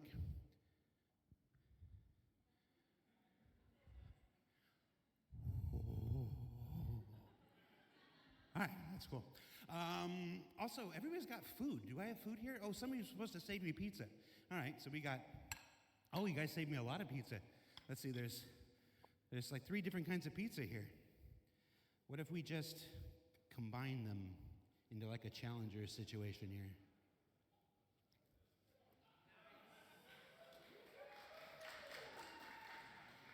That's a CitizenCon throwback if you're not familiar with. So I have now crafted my own pizza experience. And that is a terrible segue into our next segment. Gemma, Gemma, are you there? Yes, Jared. Can we fire up the FPS crafting segment while I try to chew this off camera? We sure can. Roll, BT. Let's go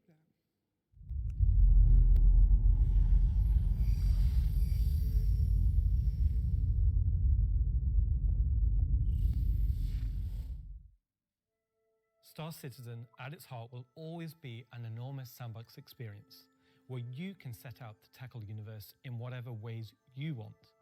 But that doesn't mean we can't shape parts of the universe here and there to better suit our needs.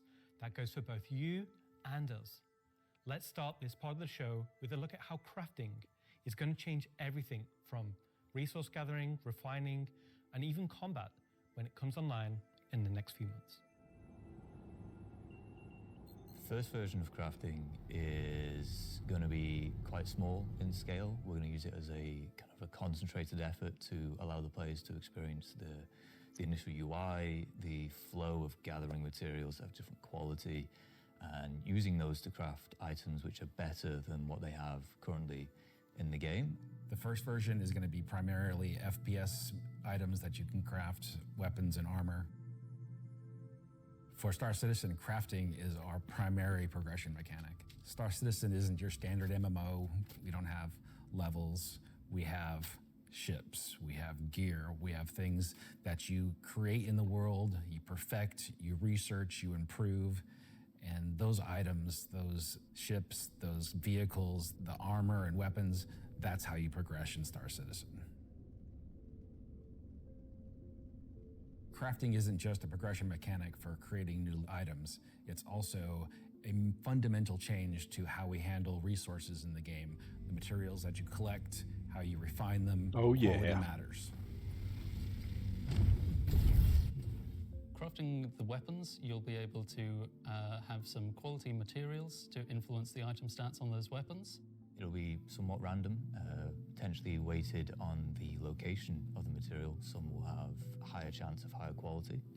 And once you take those materials to your crafting bench, the fabricator, you can use them to craft, and the different attributes will be increased based on the quality of the materials you use. It's not just iron ore anymore, it's iron ore of the quality that you know will get you the stats for the item that you desire. And it's not just mining, it's essentially every resource we can get our hands on.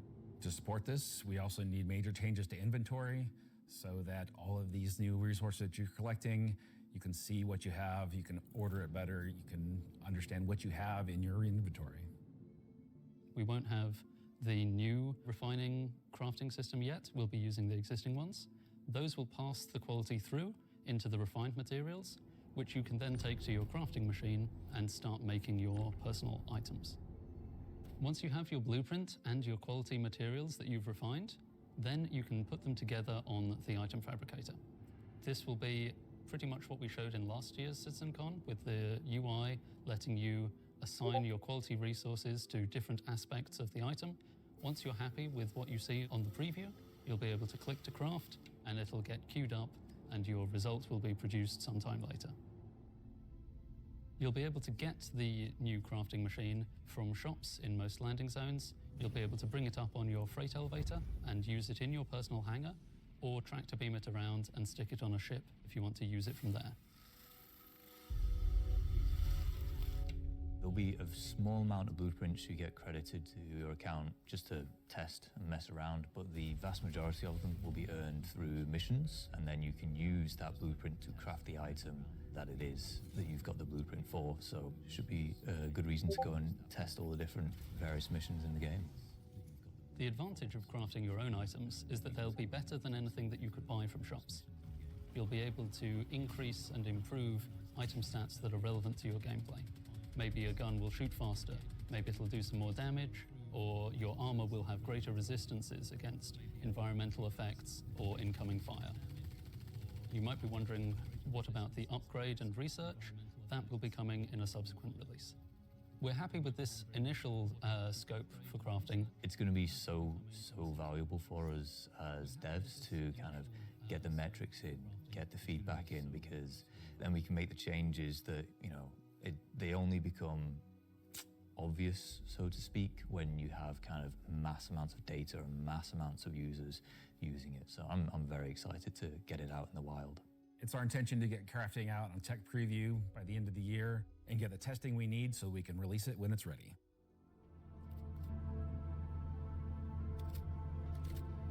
So that's one way you'll be crafting your own experiences in the Star Citizen universe.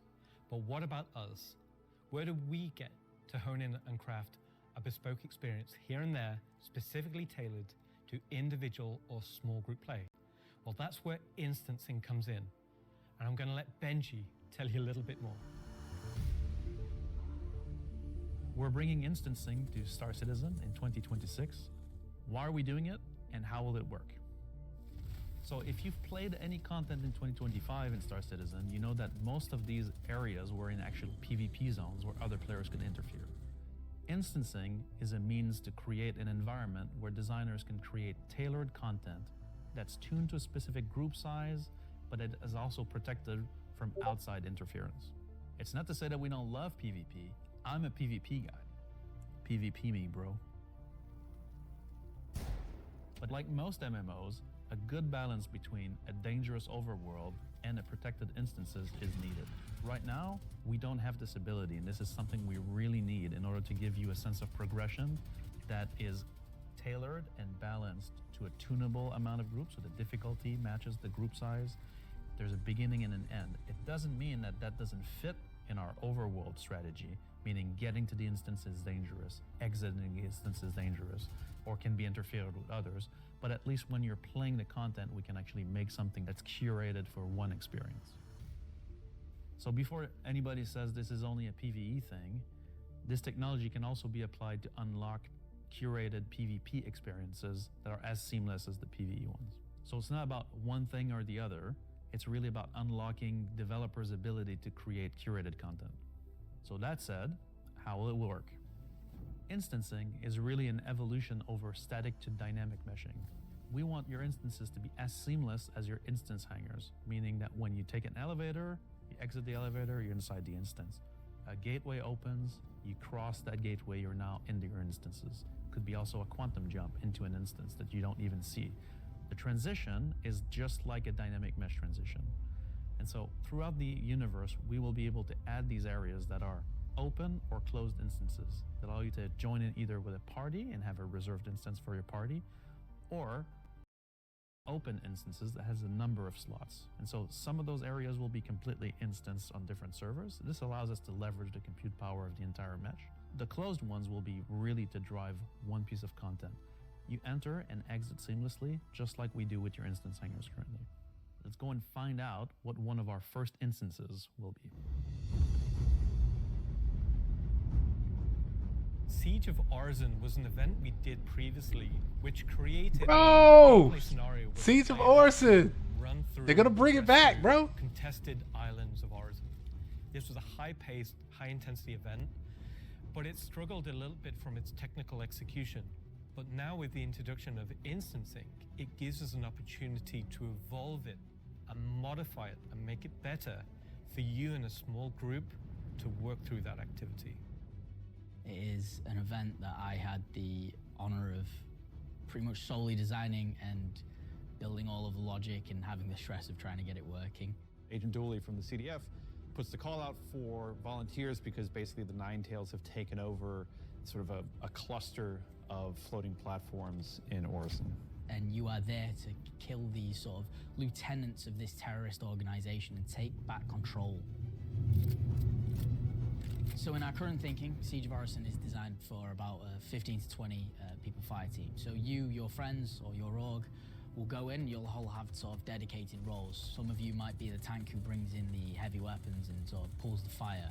Some of you might sit at the back and be the sniper and pick people off who are a bit further to make the advance easier. Some of you will be the medic whose sole job is going to be revive and look after the rest of your team and the health of them. And some of you will be the people who push for the objectives to try and get sort of most of the mission done. The event was designed for about 15 to 30 people, but when we released it, we fixed the problem with 2 DGSs on one server that was fighting for resources. And with that, we also upped the player count to 100. So when it first debuted, it was already too full for what it was designed for. It was a massive operation at the time. I think that bringing it back and giving it a refresher will be a fantastic addition back into the PU. Oh, I totally agree. Siege was a instance that you could go in and play solo, or if it was a public event that you could go with your friends or you could join up with random players on the server. There's lots of ways that we want to take a look at Siege, how we can make it a more approachable piece of content. I'm excited, to say the least, to bring back Siege of Orison to Star Citizen and to sort of have it be one of the first tests that we have for instancing and really get it back to sort of a core experience point where it should be. So while the next season is quite heavily focused on Nyx, I'm also very happy that we're not really ignoring our other two systems of Standard and Pyro, and we're going back there and we're sort of improving and expanding on the player's life in those two systems as well. Oh, bro, this is gonna be so good. Yes, and while things like Genesis, interstellar hauling, crafting, Siege of Orison, and more will reveal next year, we'll continue to bring life into the existing universe outside of Nyx.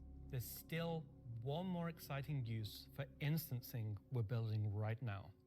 It's an earlier look than normal, and some of it is still in white box, but we're excited to share the first look at a major content release of 2026 and what it means for progression-based gameplay. As an Major content evolution release of our building alert. interior Major initiative, content release you alert. won't discover it by accident, because when it's complete, it will be found deep within the heart of Levski itself. This is the Municipal Works. Municipal Works. Oh, here we go. There it is, cowboy. So inside the facility, you'll find huge vaporization chambers, old processing plants, industrial tunnels, and eventually into the old turbines which are still pumping heat into the old rock. So this is the true history of Levski. This is a place where you won't see in Lorville, you won't see Night 18 or the other landing zone. It's the pure basis of Levski. You will have, of course, metal and tunnels and more structural plays, but you will also see a lot of rock and cave. So it's not a place you go to take vacation. It's really a place you go to fix stuff. Not everybody has what it takes to come down there and do the job that needs to be done. All of your sewage systems have stopped working. Everything's going to quite literally. And so the player is tasked with their group, most likely, to go into there, take out the outlaws, and get the facility working again. So let me get this straight. This is literally a mission to fix the toilets of Levski. It's not just the toilets. You're also trying to turn on the air. Air is a bit more important. It still works in Levski, but they have like maybe polluted air because it's not being cleared properly. It's not just for the toilet. Poop mission. It's also a little bit more exciting than just going into like some vents. It's like a free layered system where there's 3 chapters. This will be mission driven and repeatable. Everything from mining to salvage to combat to investigation, a variety of roles. Narratively, it's a real sandbox. Every progression you do will unlock a new that's area nice.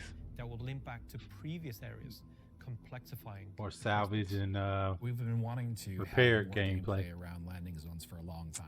Now that we have instancing tech coming online, that allows us to do something that provides really cool gameplay close to a landing zone. With the missions, that's what will create different overlays or change the spaces or change the progression, but it'll be the instancing which will enable us to create tailored content to you and your group. So you're going to be able to play a part of it, make your progress, and then log off. And then the next time you come online, you'll be able to pick up where you left off. It's going to allow players to return back to it at different states depending on how much you've progressed and be able to keep it going until you've reached sort of the end of the whole 3 chapters. Where you're not going to have other people getting in your way. It's you, your team, your party. It's a way of giving players content where they know exactly where they're at and they can keep going back to it and improving sort of their own progress and ability to jump through them faster and faster times as well.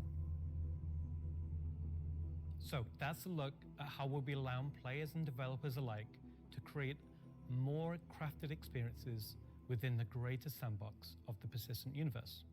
Okay, is that it for me at this point, Jared? Almost.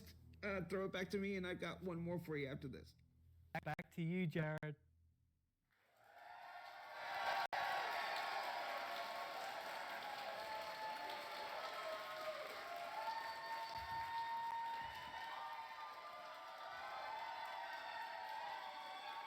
Everybody's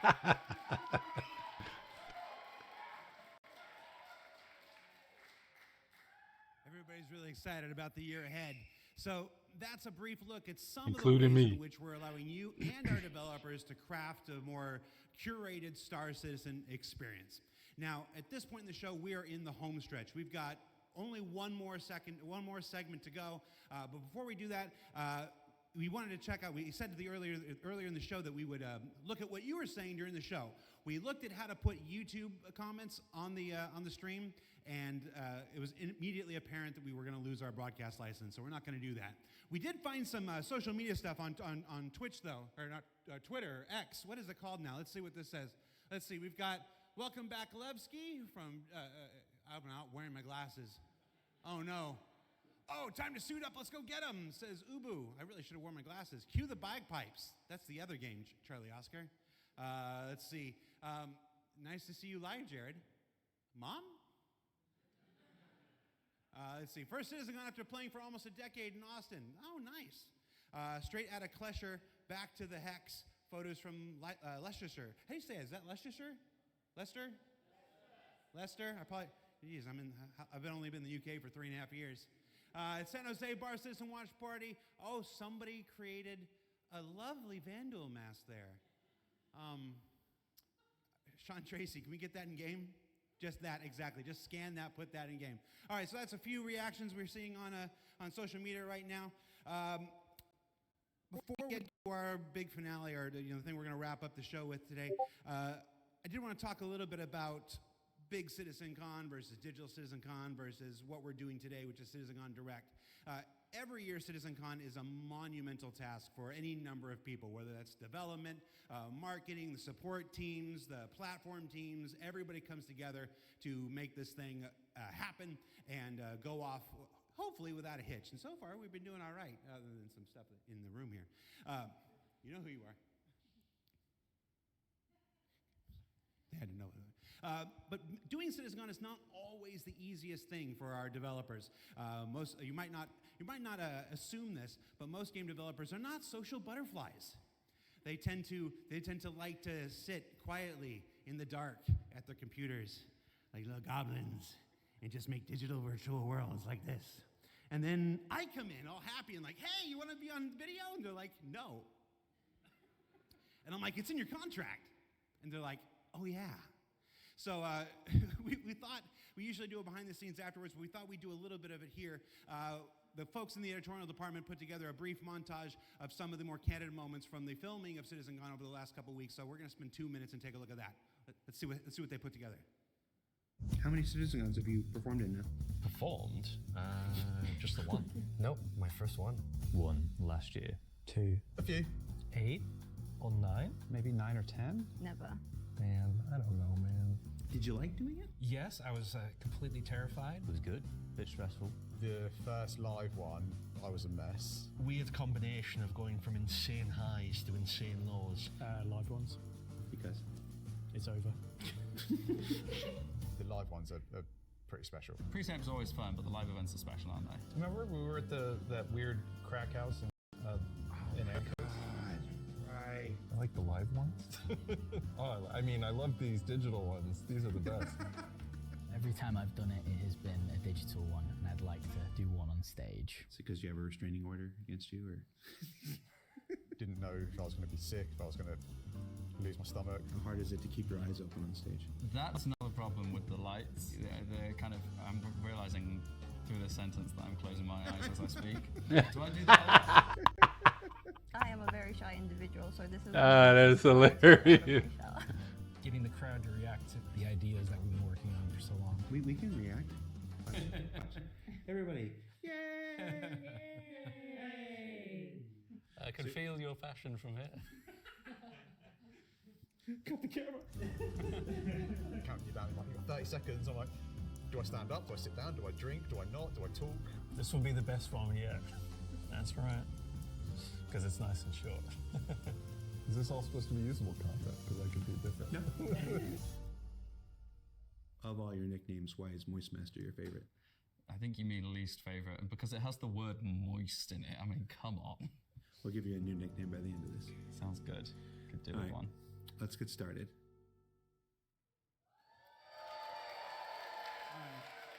So for those of you watching at home or at the watch parties, you're like, why are we showing that? I put that in there because I'm eternally grateful for all of the CIG staff and developers who take the time to appear on these things, whether it's ISC, SCL, CitizenCon, walk on stage, be pre-recorded. It's not the easiest thing for everybody. And on behalf of the community, if I can speak for them in this regard, I want to say thank you for participating in these things each and every year that we have them. Now, let's wrap things up here. So, let's see, how do I want to do this? At this point, we've only got one major story left to tell. But before we do that, we wanted to do one more check-in on something we started last year. Last year, Rich Tyler took the stage and presented his roadmap to 1.0. And we didn't want to go an entire year without talking to the senior game director himself to get his update on that 1 year later. So we're going to throw it to him, and we're going to go to our last segment, and when we come back, we'll say our goodbyes. And if you're at a watch party, it's time to get... I was going to say... that's not a word I can say on camera. Let's just go. Let's just throw it back to me. Go to me from 1 week ago.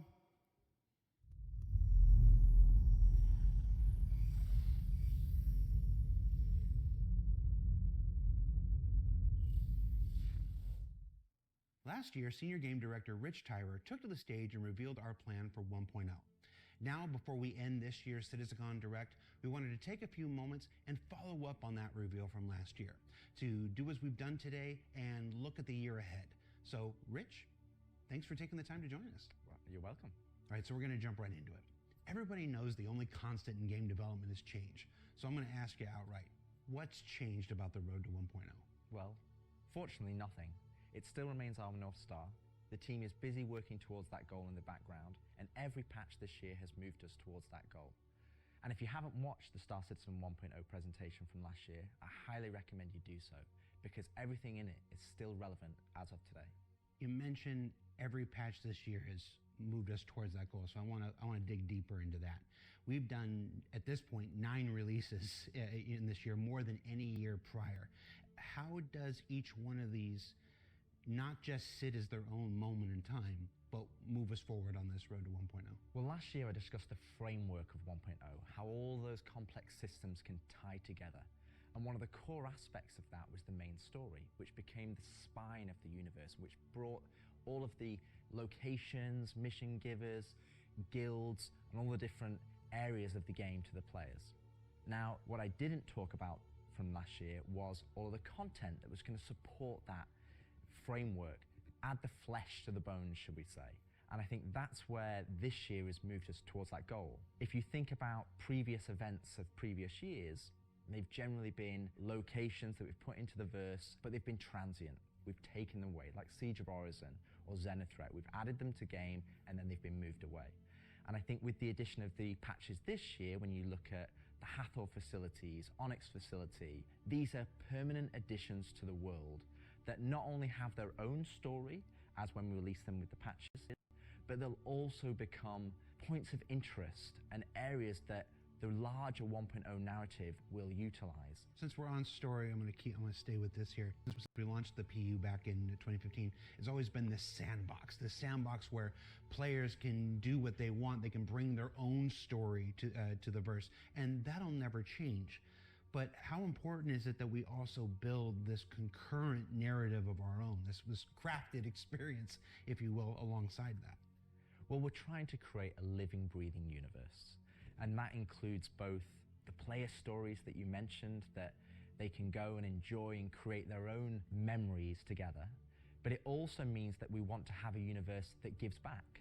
We want areas and locations to feel like they're believable and real life locations. And if you look throughout this year and the patches that we've worked towards, we've had an overarching story that's moved from patch to patch, and we're going through some of those cycles right now. We've also been introducing mission content that has fully voiced dialogue and facial animation, which allows us to inject some of the meaning and the why to what you are doing as a player. And I think story is integral to Star Citizen as a connective tissue that ties all of these different complex systems together, because it takes players on that journey throughout the game. To see this big turn this year to start injecting story into the verse, I think people are really responding to it. So everybody knows, and you mentioned just now, that this year we changed a whole lot about how we operate and how we release things. How do you think that's gone? I think it's gone very well. I think if the mantra that I've always been pushing this year at the beginning of January was patch always goes. And I think this year has seen a different development strategy for how we've been moving the game forward. That's where this different strategy has allowed us to really take a wider approach. And we also have to remember that Star Citizen is played by tens of thousands of players every day. And while we have lofty future goals, we still have to make decisions right now that make the game fun for the people that are playing it all the time, as playing it as their daily game. If you look at previous years, we've had to hold a patch back, we've had to make concessions, mainly due to around a feature may not been ready or right to go into there. There were 3 months, 4 months, sometimes 5 months between patches. Exactly, and I don't think that's good for anybody. I don't think it's good for the players. I don't think it's good for the development team. I think it's better to have regular cadence of drops. One good example is this year for A Line of Mine. People probably don't know, but A Line of Mine, when you turned on the laser, it was actually supposed to reveal the Sandworm Valakar. And I played it, and it didn't hit the quality that I wanted to go into the game. So we changed, and I took it out, and I made that decision alongside Chris and Erin, and we've held that back, and we're going to work on that towards a future patch. But I think definitely the more regular cadences has had the multiple benefits, and like I said, I want to dispel a myth right here, right now.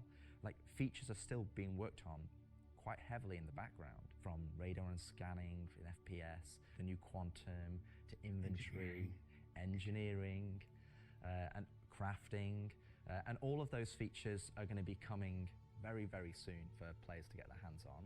And, you know, I'm going to be honest, I'm not going to sit here and say that if I was to go back to the start of the year, I would hope that we would have released more features. But I also think every decision we've made this year has been through the lens of making the live experience as stable and as good as possible. Absolutely. All right, so that's a bit about the year before. And the year before has been, I've said this before, I've said it internally, I've said it out there, I'm going to say it right now again on camera. I think this has been the best year of Star Citizen ever. And I'm willing to look right into the camera and say that. The player numbers are up, engagement numbers are up, the length of the play sessions are up, bug numbers are down, 30K is gone. It's been a solid year. But CitizenCon isn't CitizenCon without talking about the future. So I want to move us to the future. We've talked about story. We've talked about this more diegetic, immersive universe and adding voice lines and stuff like this. But where do we go from here? Obviously that continues, but what more are we going to do to make this universe seem alive and real and breathing? I think the biggest thing is to start having that conversation be two-way. So if you think about this year, like you mentioned, we've been having fully voiced NPCs, but a lot of those missions and those NPCs, they're talking to you, they're talking at you. Right. You don't get to talk back to them. Now, obviously, you get to interact with them through your actions, you get to go and do their mission, and you get to move that along, and then they talk to you again. But it's a one-way conversation. We're missing that conversation wheel. Exactly. The next part would be physical mission givers. That's something that we're going to be working towards very soon, with Battaglia being the first one coming back in the verse. And just to be clear, we will be bringing all the mission givers eventually back, and we want them to be an integral part of the verse and the story that players go in. So then you have to go to a location, talk to someone, and as we mentioned, go back, or last year, we complete it have remotely, but that you can go and pick be it up part of. And in obviously person. The full end That's pretty goal good. is towards, you know, to have cinematic stories in the game, and that is what we're going to be pushing towards. Everything we do, every decision we make, is through the lens of moving us closer to 1.0. It might sometimes be difficult to see why those decisions have been made at the time they've been made, but rest assured that Star Citizen 1.0 is still our North Star. That's still aiming towards, and that's what we're going to be moving forward with every patch next year as well. And remembering when mission givers were first introduced, they sometimes became a bottleneck Is there a role in instancing, which we learned about earlier today? Is there a role for instancing in that, in helping with mission givers? Yes, partially. It will be one mechanism that will allow us to have players go to their own individual area of the verse, have that conversation, and then go and continue on into the open world environment. So I think that's where, when we look at instancing provides us one tool that allows us to remove that bottleneck and provide a more seamless experience. Happy you said that, because that's one of our last topics I want to get to, is how we reconcile instancing with the persistent universe. Like, for the last 10 years now, we've been building this giant, seamless, persistent universe where everybody can come in and play together. And it would be easy to have a first instinct reaction to the idea of instancing and say that's antithetical to everything that Star Citizen is. But you mentioned last year these 3 pillars of building Star Citizen in the PU, and I want to know, you said nothing changed, but I want to ask you about this specifically. What are those 3 pillars again, and how does instancing fit within the greater design of Star Citizen? So the 3 pillars I mentioned last year were open world. That's just like the missions you love today. You can go and play, there's other players there, and you can go and enjoy that together. Then we have instancing, which I'll talk about more, but similar to municipal works that we've talked about previously. And then the 3rd pillar was dynamic content, which would be content that's generated by the activities of the players. And I think it's very easy to become myopic around one specific thing when we're talking about it. Right, when it's exactly. the next stage of our development. And I think you could reverse it. If we'd have made a game that was all instance, and then I'd come on camera and said, hey guys, we're going to start doing it open world, it would be like, oh, is the game changing? Are we doing open world now? Is open world the new North Star that's going to take us this way? And it's not. It's just one more tool that's going to allow us to offer different and dynamic experiences for players to go and engage in. Now, when I talk about instancing isn't always what you'd imagine as a solo instance experience where it's only just you. We're going to have several different versions of instances. Some are going to be closed instances, which will be like the new player experience. We'll be able for you to go in by yourself, for us to teach you the ropes in a safe environment so that you can understand how to play the complex game that we've made. But we'll also have open instances like a cantina or a bar, where we might say, hey, we only want 50 people to come in here because we've got mission givers and we've got other NPCs for you to talk to, and you would just walk in and it would be seamless. You wouldn't know that there was an instance, it's not going to get a loading screen, you would just seamlessly walk into that location, it would be full of other players and NPCs, and you can go and enjoy the content. And that's, I think, something that instancing is going to provide us. It's going to give us a tool to offer different dynamic content, or curate experiences that are different to the open world experiences that we've already made. We won't continue our open world development or only do instance content. It's going to be a mix. And like I said, this is one of the pillars that will move us towards 1.0. We will eventually work on dynamic content that will move us towards 1.0. And all 3 of those pillars will interweave to create the full Star Citizen experience. All right, so we've hit a lot of the bigger topics, the feature work, engineering, and FPS crafting coming to tech preview soon, stuff like this. We've talked about instancing and how that's going to work within the universe. But I want to ask you one last big one. It's very easy to say Star Citizen is this kind of game and that kind of game. Those of us who spend our days making it know better. It's an everything game. It's everything we can make it game. It just is. But at the core of this is still spaceships. That life of spaceships. What more can you tell us about spaceship gameplay in the future? What can you give us? What can you tee up for us to look forward to for those of us who are really into Star Citizen for the spaceships? Our intentions going forward are to make sure that every ship or ship archetype that you acquire has a role and has content that you can go and enjoy in the universe. For example, right now I know that we're working on more robust mining missions, more robust salvage missions. We're going to be working on refueling missions. And we want to make sure that each and every one of the ship has a purpose and has a reason to exist in the game. That's from the smallest Argo MPUV, as well as ground vehicles, all the way up to the large capital ships. We want to give them purpose, and I think it's something that we are absolutely aware of. We want to make sure that we're building that spectrum of content to allow players to go and engage in.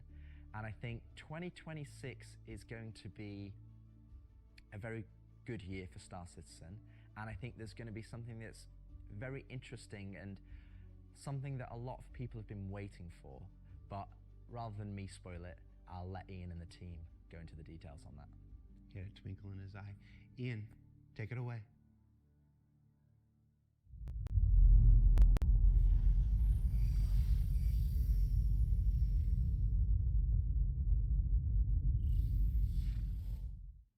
So the persistent universe has existed for over 10 years now.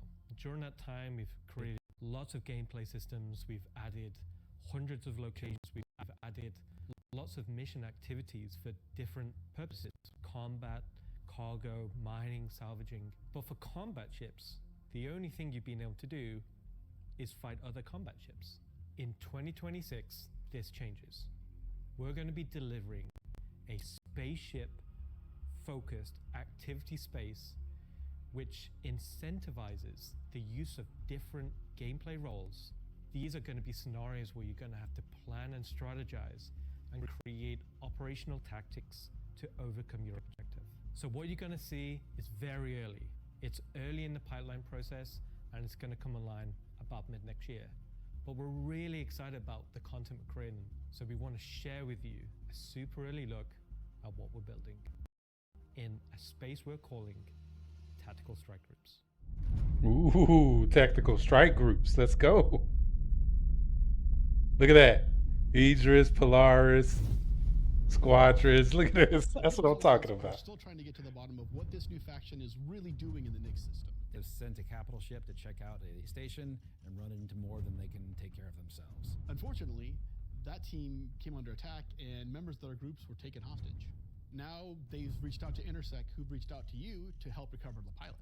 Of course, it's unwise to do this alone, so you'll need to put a team together to attack the station.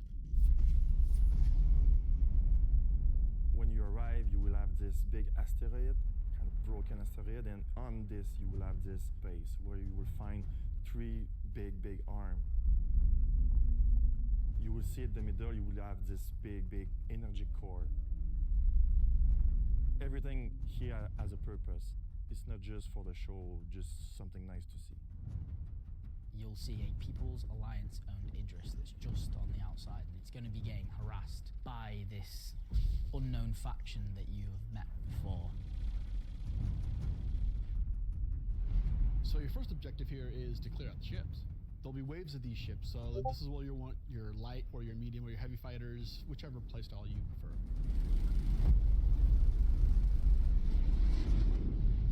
So while one part of your group is dealing with the fighters, now it's time to actually assault the station.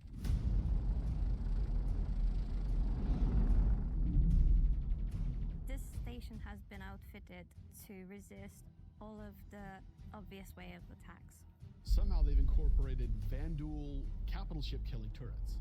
These turrets ignore small fighters, and they have the firepower to destroy even the biggest capital ships.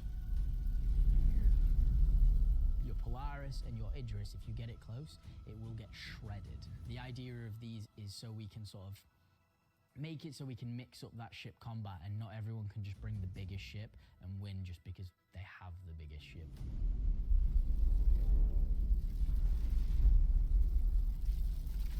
You have to send out your best pilots to navigate the superstructure and take down anything that may damage your bigger ships. So at this point you're thinking, destroy the turrets. But it's not that easy. This turret has shields that you've never seen before. It won't take any kind of damage. Your missiles won't do anything, your lasers won't do anything, your ballistics won't do anything to them. But like everything, they do have a weakness. You have to cut the power to their shields. To do that, that actually brings you to your first objective, the power relays. So the exterior has a number of power relays that are holding the doors closed so that you can't get in. You have to find them, you have to target them, and you have to destroy them. But it may not be as easy as it seems. Here's our first wrinkle. The power relays have their own shields that are resistant to energy-based attacks. We know how much you like using laser repeaters, but so do these guys. Capital ship can't get close enough because of the turrets. So ships with explosive or ballistic ordnance will be needed here. That's torpedo ships like your Retaliator or Gladiator, or even another fighter with ballistics loadout. That's going to take you a while.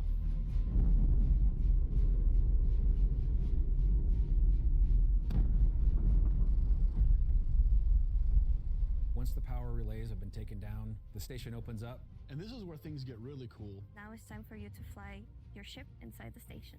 Yeah, you, in your ship, fly into the superstructure of this station. How cool is that? I feel like this is a proud dad moment.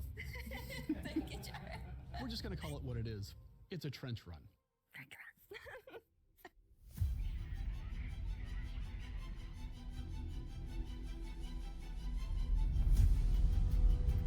So as you enter the structure, you'll see cooling units along the sides that you'll need to take out. Oh, this is going to be nice. There's 3 arms to the station that have these trenches. You'll fly into one, and then there'll be a core in the center, and then you'll move out another trench. You're either gonna do it multiple times, or you need to bring friends. Look at that. At this point, the core is still protected, so these are essentially strafing runs. There are objects to avoid. You're going to have to be able to dodge. You're going to have to move quickly. You need an agile ship. Because the shield generator that you're targeting is emitting lots of distortion damage. So once the cooling units are out, that exposes the core to overheat, which means that you can attack it from the inside and also from exhaust ports on the outside of the station. This core is armored and just takes a whole lot of damage.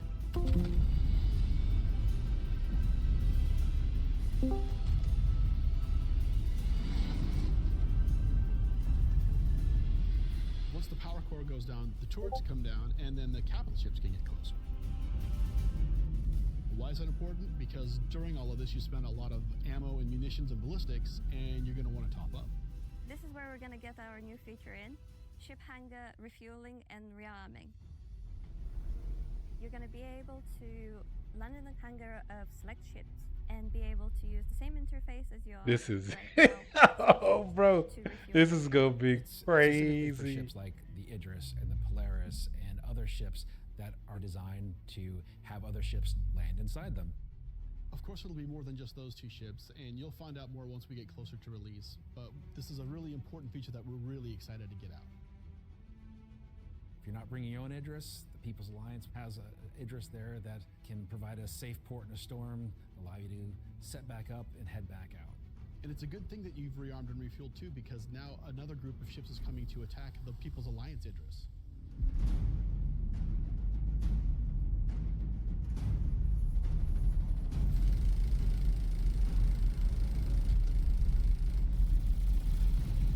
So while the fighters are protecting the Idris, what's happening at the station? Well, that's where the dropships come in. Now you've got to take a fire team in. You've got to land, you've got to fight through an onslaught of FPS enemies that belong to this unknown faction, and you've got to open a hangar door which will allow you to release captives from the station. Oh, wow. This is good. Man, this is what I'm talking about right here. You've opened the doors and that person's taken off. You've just got to make sure they get to safety.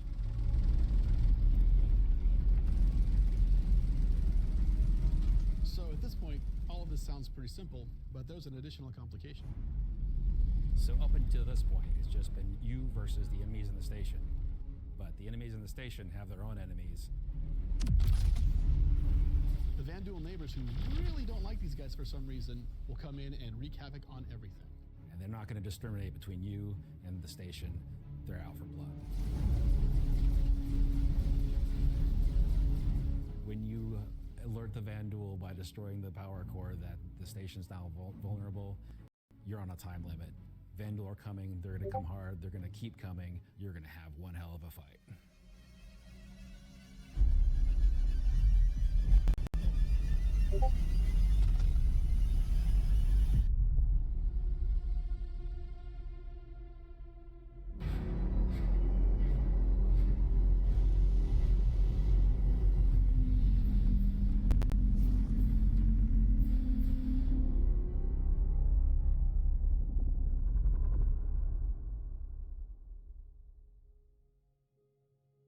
Tactical strike groups.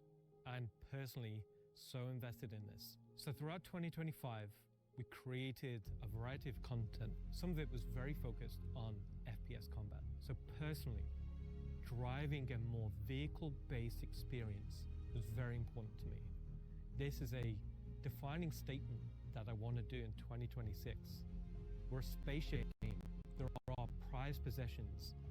They're the objects we fall in love with. This is the content we want to create, which creates scenarios and roles for you to use those spaceships. We won't get to all roles initially, but we should see this as a landmark, a position where we can see a gameplay space which incentivizes the use of different ships and scenarios to clear objectives and complete missions in a variety of roles. And in the future, we can use this to expand on. So I hope you're all just as excited as I am for tactical strike groups. Oh, man. It's going to be fantastic. They are. It's already fantastic. And it's not even this is going to be ridiculous.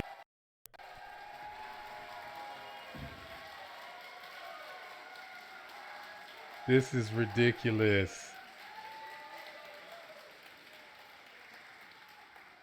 Okay.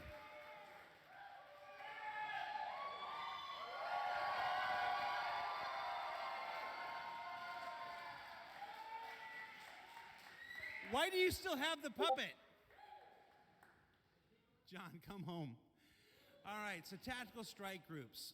You know, it's been a long road for the last 10 years. The PU's been around. We've done lots to build stuff for mining ships and for salvage ships. And as Rich said, we're currently building out even more for those. And our first refueling missions coming online in 2026. But combat missions. Oh, hi, Aaron Roberts. Aaron Roberts. But finally having enough of the foundation in place that we can begin to build real spaceship operations. Hesitate, in any other MMO they'd call dungeons. It's really exciting for me, and that's why we're ending the show this year with that. So yeah, that's been CitizenCon Direct. Thank you for taking the time to share this with us. Again, this is just a glimpse at some of what's coming in 2026. I've seen the Twitch chat and the YouTube chat like, oh, you're spoiling everything. I promise, we ain't. So before we let you go, that's it for me. Thank you so much for tuning in. And as with every CitizenCon, the last word shouldn't be mine. It should belong to our founders and CEO. So take it away, Chris Roberts. I hope you enjoyed this glimpse into some of what the team is cooking for the near future. Of course, we're not going to spoil everything that's currently in progress, and many features we haven't discussed today are in active development, like base building, social, and trade tools that are very much a priority. These, along with bringing the final polished features from Squadron 42 into the persistent universe, will make next year the most exciting. I want to extend a heartfelt thank you to everyone at CIG for working so tirelessly and with so much passion to deliver something that is already special and will only get more so as we continue. And of course, to all of you for making all this possible with your support and feedback. We couldn't do this without all of you, something that I and the team appreciate every day. We are very lucky to be allowed the time and the money to build a game of all of our dreams, something that is only more apparent as the video game business becomes more monolithic. We are one of the few large independents left standing, and there is no way we would be allowed to dream as big as we are on an original game and take the time to achieve that dream. We are funded by any of you few remaining mega games. See, look, he said it. So thank you. I've said this so many different times, people don't listen to me. But now you've heard it from the man himself. So now you have to believe it. You have to believe it, okay? This is what I've been trying to tell y'all. Like, you have to give these people credit where credit is due. They would not be able to do this any other place in any other way. So, congratulations, CIG. Great stuff. Looks amazing. Super excited about it. Can't wait to, yeah, can't wait to be a part of it.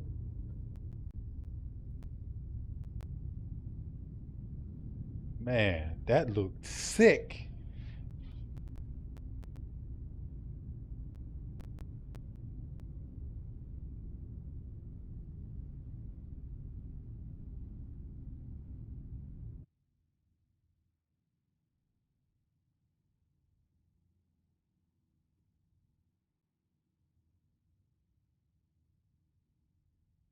What did y'all think? That was phenomenal. That was amazing.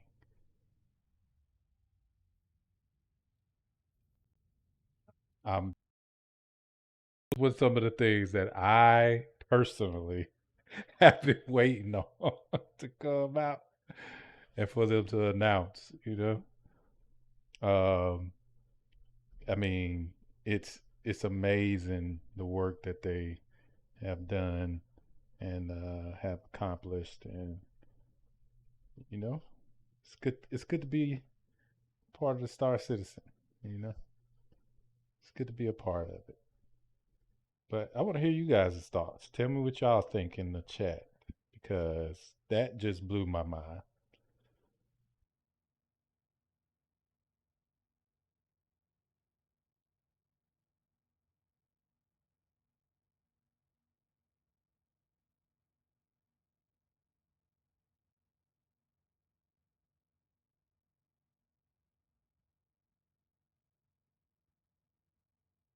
Okay, so my doors are closing now. Probably means everything else is fixed too. I had to claim it, so I did that while we were watching that, so that way we get it back fresh. So yeah,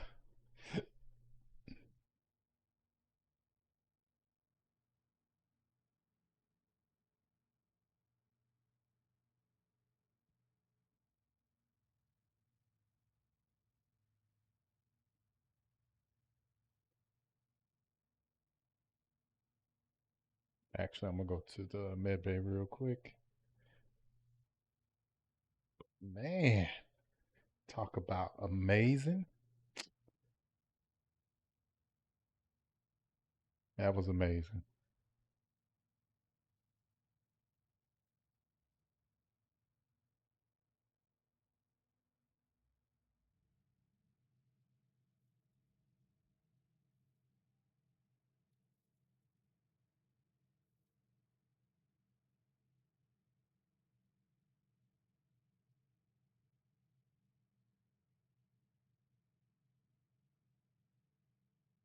Holy smokes.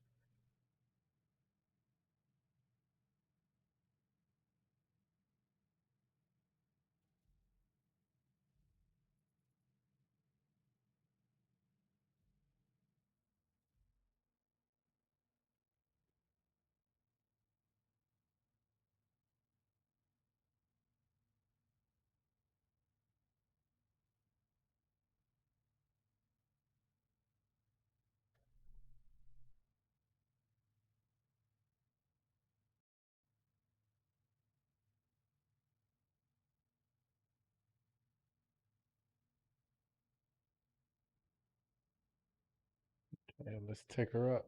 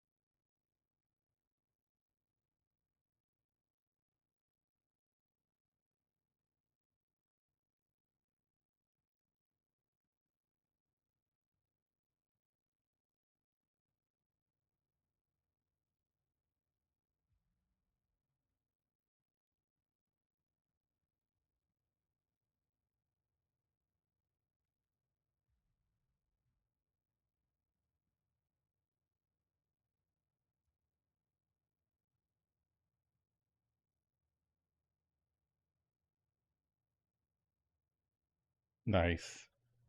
See, you don't have to get undressed and log out. You just got to be in the right place.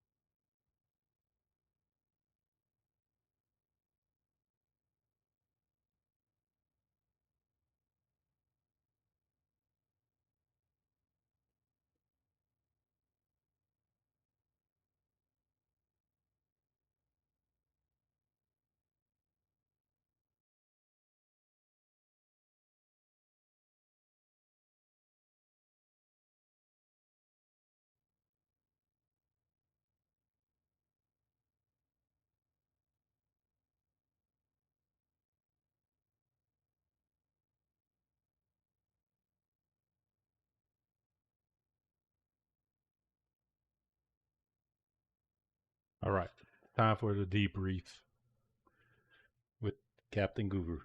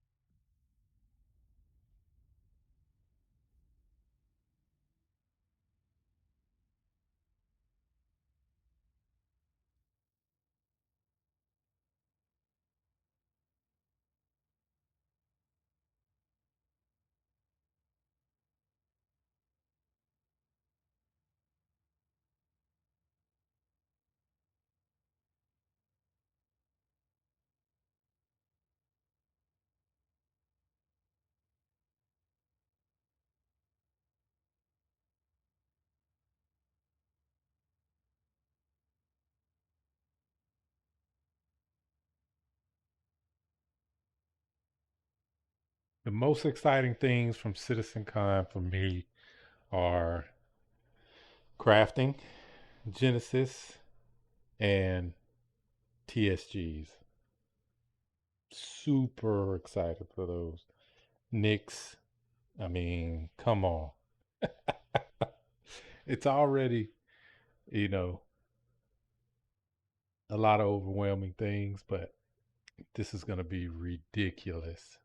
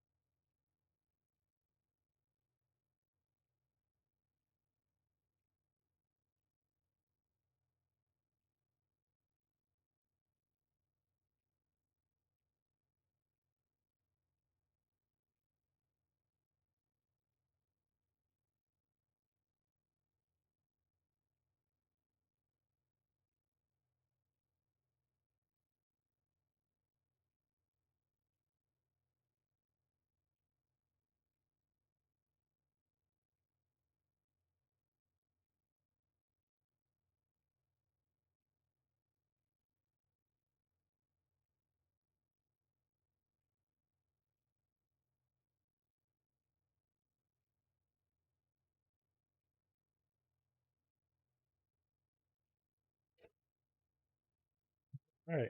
Well, I'm going to end the stream on that one, and I'll see you guys on the next one. Peace.